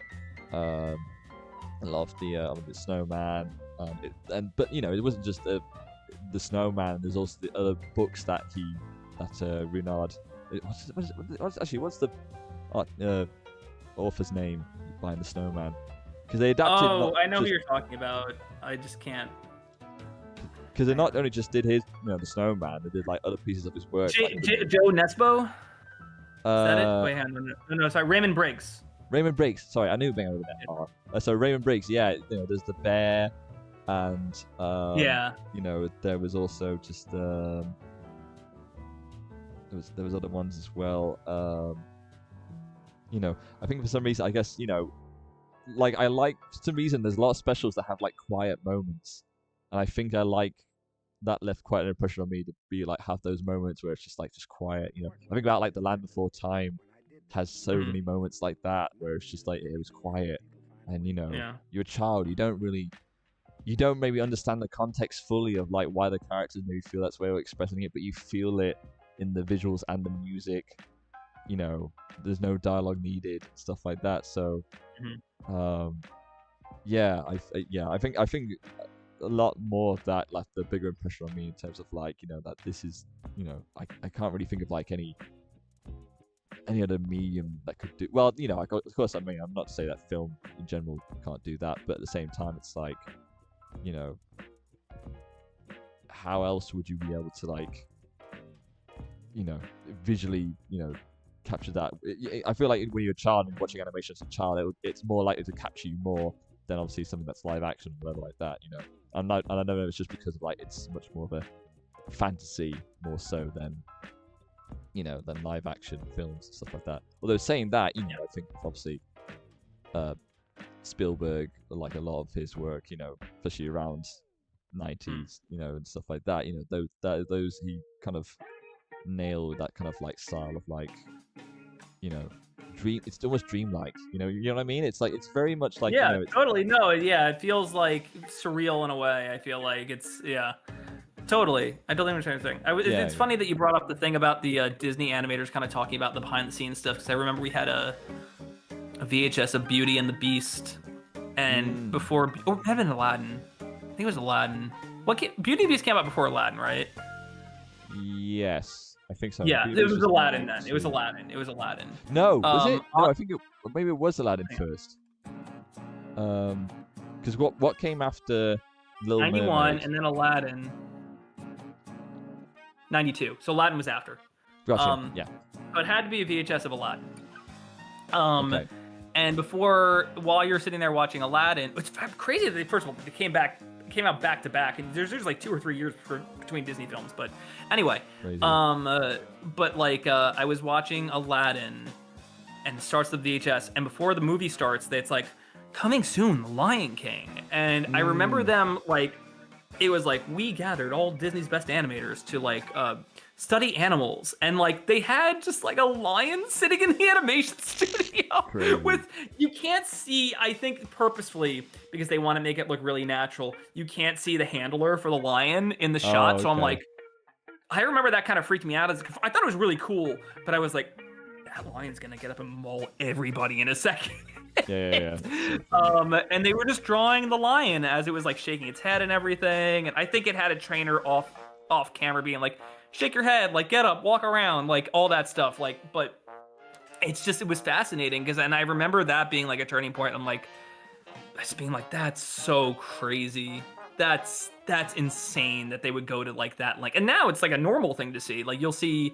Yeah. I mean, a recent example that I really loved was that the director for Luca took everyone to Sicily, I think. And it's like, this is what the town looks like. Hang out in it for a week and draw it. Like, go swimming in the bay and everything. Like, you know, just like, just enjoy it. And that's the cool stuff when it's just like you're taking things that are in the real world and transporting them into animation and really doing something with them. And yeah. I think I would argue it's funny, you know, to bring up The Lion King. I think in terms of character acting, that has some of the best character acting in any Disney movie. I think every character is so distinct and their body language is so unique in that movie. And they kind of have to be because they're lions and they don't have the same kind of, you know, they don't have the faces humans would have. So it's like you kind of gotta push them to do more. You know, which makes the remake that much sadder because it's just like there's no acting on those CGI models. Yeah. It's crazy. It's rough. It's rough. It's very rough. It's sad. Yeah, I remember being very inspired by that, and you know, this is before I even knew I wanted to be in animation, but I was just like, whoa, I'm terrified for those animators, but how cool. Yeah, that was like a big one for me too. So it's cool that you brought up the Snow White thing because Disney had a habit of even on the VHSs putting those little bits of like, this is how we did this, and you know, that was always really cool to me. That was awesome.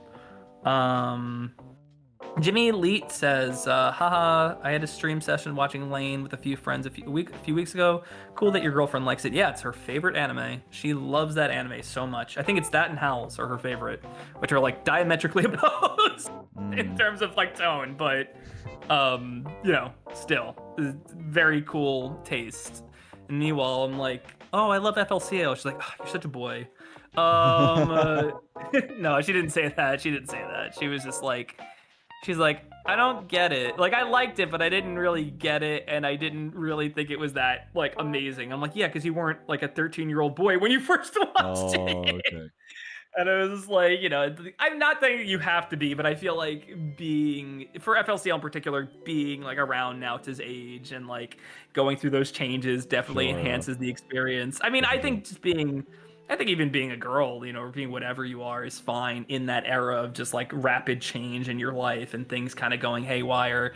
But I think watching it when you're in your 20s, like it is like a little like, huh? Like what Yeah, this yeah, is yeah. it's kind of like Catcher and like bootleg Catcher in the Rye shit. Like what is this? No, I love it. FLCL is my all-time favorite anime.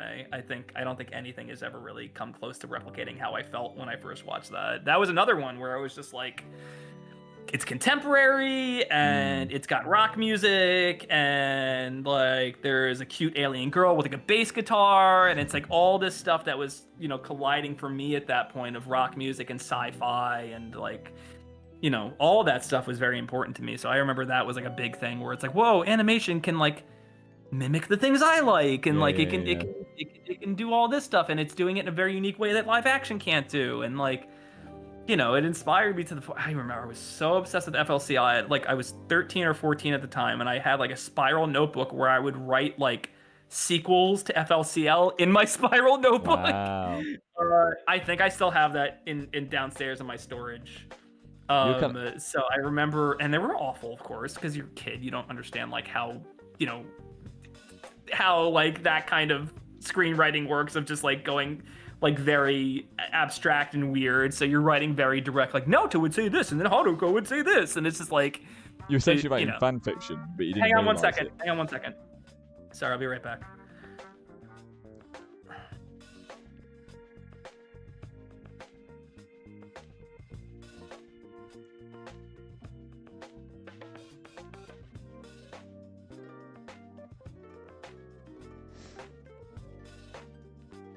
In case, by the way, if everyone's wondering where we're at in terms of this, I've been probably for the past like maybe half hour. I've been trying to struggle with arms right now. Don't know what. Yeah. What's Oh, going no, on it looks with good the though. Well, like I mean, for some reason, I've been like trying to figure out like what JC's doing with these arms right now. So I'm like, because it's like She's like sitting on like a wall or something, like like a bridge or something, like she's sitting over like at some wall or something. like a counter, like on a counter. Yeah. Don't be surprised. We if could I'm always continue this, pick this one up next time. don't be surprised if I go back to this one maybe later on. But despite that, I'm actually going to go going to color in the shirt right now and add some textures. Oh, go for it. Let's color in the shirt and then call it a day. Yeah. No worries. Yeah. But we were talking about FLCL before I got up, and then you were saying something. I was saying that you were basically writing fan fiction, but you didn't realize it was fan fiction. Absolutely, 100%. It's FLCL is a very weird thing to write fan fiction for because it's just so metaphor laced that like I feel like at that age it would be very hard to kind of like conjure up that like kind of writing style. But I was writing it so direct, like Haruko needs Naota to do something and she's using him again and da-da-da-da-da. And like you also don't realize that when you're a kid, when you're like 14, that you're like kind of weird that Liz 19 is hanging out with this girl's hanging out with like a 12-year-old, but okay. But it doesn't matter. It's like so fantasy based back then, like wish fulfillment, and it's just like I don't know, found it very interesting, I guess, and it inspired me a lot. Good stuff. I would have to see if that thing is still that. I would be terrified to open it. I would look at it and then be like, okay, and back in the box you go. But yeah, I remember. Oh, that was the thing. That's another fashion thing. I remember I got the bucket hat. Now it's his little bucket hat when I was in high school. Oh, cool. Yeah. Let me see. FLCL. Yeah, it's like little. You know what I'm talking about, right? When he has the cat ears. Yes. And he wears like the little bucket hat. Yeah. No, I know. No, I've seen it. Yeah. Okay. That thing. I got that thing because I was it's like 13, I think, and I was like, this is so cool. Oh, move your shirt out of the way. Yeah. It's funny. So I forget that I'm leaving these shirt items on the stream. So like for most of the stream, for half an hour probably, people have had your That's Gary okay. shirt Don't worry. on the Don't stream worry. and stuff. Sorry everyone. Still blocking the drawing. Yeah. Sure. So we'll Yeah. finish up this shirt and we'll call it. Yeah. Yeah, I definitely. Yeah, I think speaking of hats, I think I've definitely. Here's the bucket hat, by the way, chat. There you go. So it's this kind of style. It's a good hat. But I mean, was it like that color as well? Yeah. Cool. Yeah. Yeah. No, It was that color. I wasn't probably probably because my hair was too like curly and it was too like it didn't really work with bucket hats. I've definitely gone more into a cap phase right now. A cap or cat phase? Both. But no, but I've got a cat, and I've also got a cap. So, but no, it's a cap, like wearing the cap hat. I've got several caps and hats that have got some cool design. I mean, I've got the one that I wear the most is the one that was given to me by my younger sister, which is just a basic Carhartt grey cap. Mm-hmm. I have to wear that a lot. But then I've got nice. Again, they're all references to bands. I've got like a Ed Banger Records white cap. Got a Hot Chips blue cap. I think I wore that to like a mini golf thing for fun. And then like a black cap with a Sunwax logo on it. Yeah, I mean, caps are just like handy in general, and I think I tend to like try and like just but then also I got like all these bobble hats and stuff like that, what I kind of want to wear, but at the same time I've got too many to like always wear my Dickies hat. My sister gave me a very nice a Chocomel. Familiar with like the chocolate milk shake? Sorta, yeah. So of course, because it's from it's Dutch, so they actually sell the merchandise there, so you can get like Chocomel bobble hats. That's like the bubble is chocolate brown and the whole hat's like yellow and stuff. It's cute, but I can't think of like a scenario where I'm like gonna wear my Chocomel like hat and stuff. Yeah, totally. I feel like I want to just like wear it to like a Cadbury's. Like if I was going to like a Cadbury's chocolate factory, I'll just like wear that on top. Oh yeah, it's like a fan. You're like a fan. Yeah, like a fake fan. Just like. Yeah. Oh, yeah, but sorry. that was something I wore, that bucket hat, and I wanted that big baggy blue sweater. I thought that was really cool. But it's funny because like I say that, and I was like, he's so short in that shoe. He's so tiny in retrospect. But I was really pushing it. I grew really fast. I think I was already like 5'3" by that point. And he was probably like, what, 4'11". So like, sure. There was like a disconnect where it's just like, now it is my age and I this blah, blah, blah. But like, he's so much shorter than me. And I think that baggy blue sweater probably looks cooler on like a smaller kid than it would on like a taller adult, but, sure. Or taller teen rather. But yeah, there were tons of shows where I was like, oh, I wish I could have that shirt. I remember when I had like a month-long industrial goth phase. I didn't wear makeup or piercings or anything, but oh my god, I wore a lot of black for a bit. And I remember it's funny because like it wasn't straight. I was listening to like, what was I listening to? Like, it was more industrial. I was listening to a little Nine Inch Nails. I was listening to a lot of more obscure. There's a band I love called God Lives Underwater, that I really loved, and I like Skinny Puppy for a bit. But like, I remember I was just wearing like black jeans and like black long sleeves for like a month, and I was like, I don't like this. This is not me. It's very much that I was gonna say, there's that really cute bit in the beginning of Mitchell's versus the Machines where like you see Katie trying all the different outfits. She's got like a ska outfit on at one point.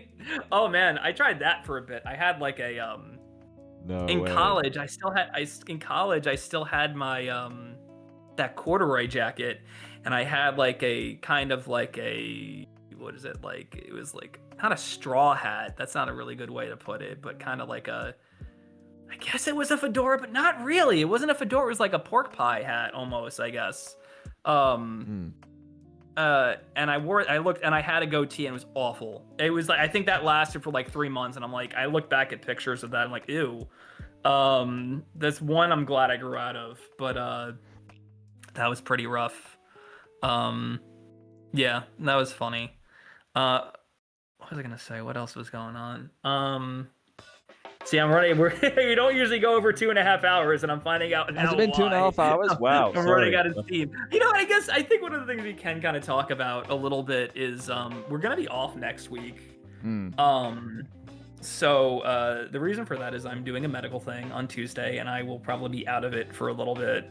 So I don't want to get on stream and just sound really tired, or just let Jack control everything and have to like hold up the weight. Like it wouldn't be fair to Jack, and like I don't want to do that. But and you have to draw too, so you have to draw and entertain. And I'm just that sounds cool. It'll be like, hey guys, so. Like I don't want to. I'm gonna have like a bruised eye and everything, so I'm probably just gonna sleep for like a week. No worries. Yeah. But hopefully the week after that it's a little better. If not, we'll let you guys know. But I would say like expect 1 week, prepare for 2 weeks. But I think after 2 weeks we'll be okay to start again. Okay. But yeah, I might have like double vision for a bit and everything, so I'm just gonna probably sleep. But yeah, so we're gonna be gone, and yeah, so hopefully we don't take too hard a hit in the algorithm because of that. It's like, oh, you can't take breaks, you have to keep making content. But yeah, just no stream next week, unless Jack wants to hijack something and go on himself. That's up to Jack. I'll leave it up to him. But yeah, that's what's going on. Do you have any plans yourself for the next week, Jack? Anything exciting happening? I do actually. I'm gonna be I'll be up north helping my friend do his launch party for his interior design event. He's managed to like convince me to go up north and help me out to like with his launch party, and just it's the same guy actually I've mentioned to you, who was asked me to do some like commissioned me to do some like visual work for his trailer, and now he wants me to come you've talked about this before. Come up to do some extra work. I'm gonna be DJing at it as well, apparently. So I'm gonna like. Yeah, have you DJ'd before? I think you've told me you've DJ'd before, right? I have DJ'd before. I know how to DJ. I've got the it's honestly though, it's probably one of the most scariest things that I to do, because I mean, despite me it's the thing of like you try to read the room, and at the same time you're trying to concentrate or to play the next record and stuff like that. I mean, I do it literally mixing. I know there's like wedding DJs and stuff like that where you can just, or party where you can just play the next record or do the request and that's fine. But when you're trying to like do it like mixing one record into another, it can be kind of stressful in terms of like getting the right BPM at the same time, and then just like making sure you do a decent enough good job of a mix and stuff like that. You can have like but then again, it's sometimes like as long as you have the good enough tracks and then people like it, it's like mixing doesn't really matter. Even though that's the fun part. And if all else fails, just fiddle with the effects style. Make all that reverb come out. And it's like it was all part of the plan, stuff like that. So yeah. Dang, I'm really actually. I need help with the colors here. Interesting. What are you thinking here? I mean, you mentioned it's like a bowling shirt, and I'm trying to but we're kind of like looking on like what, but it's not like a obviously a traditional bowling shirt. It's I think just like stripes down the side could be really cool. Like stripes down the like next to the I would say like by the. Hang on, let me see if I can I.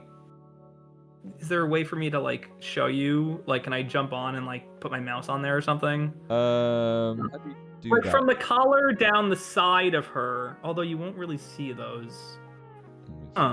I don't know. What do you? That's tough. We could always solve it next time. We could start on Yeah. this and then solve it next time. Let's do that. Oops, sorry. I think yeah. You know what? I think we're gonna might end it here because I'm. Yeah, and then we will continue this, and we'll have more Yeah. We'll do more Cody's and JC's, or maybe we'll go to another character next Well, time. I was gonna say it'd be great to that. Yeah, I apologize everyone. I want to do actually more characters today and stuff like that, but I think I want to try this it's JC. easy to get hung again. up on things. Yeah, I did. I kind of got like I don't think I want JC to be sitting down anymore. I kind of want it to be like striking a pose like Cody here. Yeah, sure. I mean, she's still striking a pose. It's fine. Anyway, yeah, we're gonna wrap it here, guys. Let me give her a face at least. Let me just give her like an expression. And, like, go, yeah. have a Go for it. face. Yeah, but we are gonna wrap it here still. No show next week. Maybe no show the next week. But stay tuned. I'll try to. I'm so bad at updating community tab lately. But I will try to get you guys in on what we're doing and everything. But yeah, just we'll keep you guys in the loop and everything. Yeah, I know it's been I mean, to be fair, it's just there's a lot going on. It's just that A, we probably can't announce it yet, and B, it's like already far enough in the future kind of thing, right? Because yeah, exactly. But other than that, I would say like I think I should probably make a habit out of this. But if you want to support us, go check out our Patreon, patreon.com/waybackstudios. We have reward. I gotta update the Patreon more too. Jack will give me stuff to update the Patreon with. So we'll start posting more on the Patreon soon enough. But thank you to everyone who's already doing it. But yeah, $2 a month gets your name in the credits. So not a big what's it called? Not a big commitment. So help us out that way. And then $5 you get to see behind the scenes stuff early. So you'll get to see a lot more of that coming up as we do this episode. In fact, I could probably post some stuff today. I could post some backgrounds today because we got some of those from Miranda. We should have Miranda on the stream at some point. Oh, I would love that. Yeah. Yeah. That would be really fun. Okay, so we wrapped. Yeah. All right, guys. I promise I'm gonna figure out this JC next time. We're gonna draw hopefully more characters. Because I like doing this. This is fun. So yeah, we'll do this again for next stream. This is something we could do for like weeks, probably. Probably. Just like coming up with new character stuff you might see, stuff you might not, and anything can be plausibly canon. So keep your eyes out.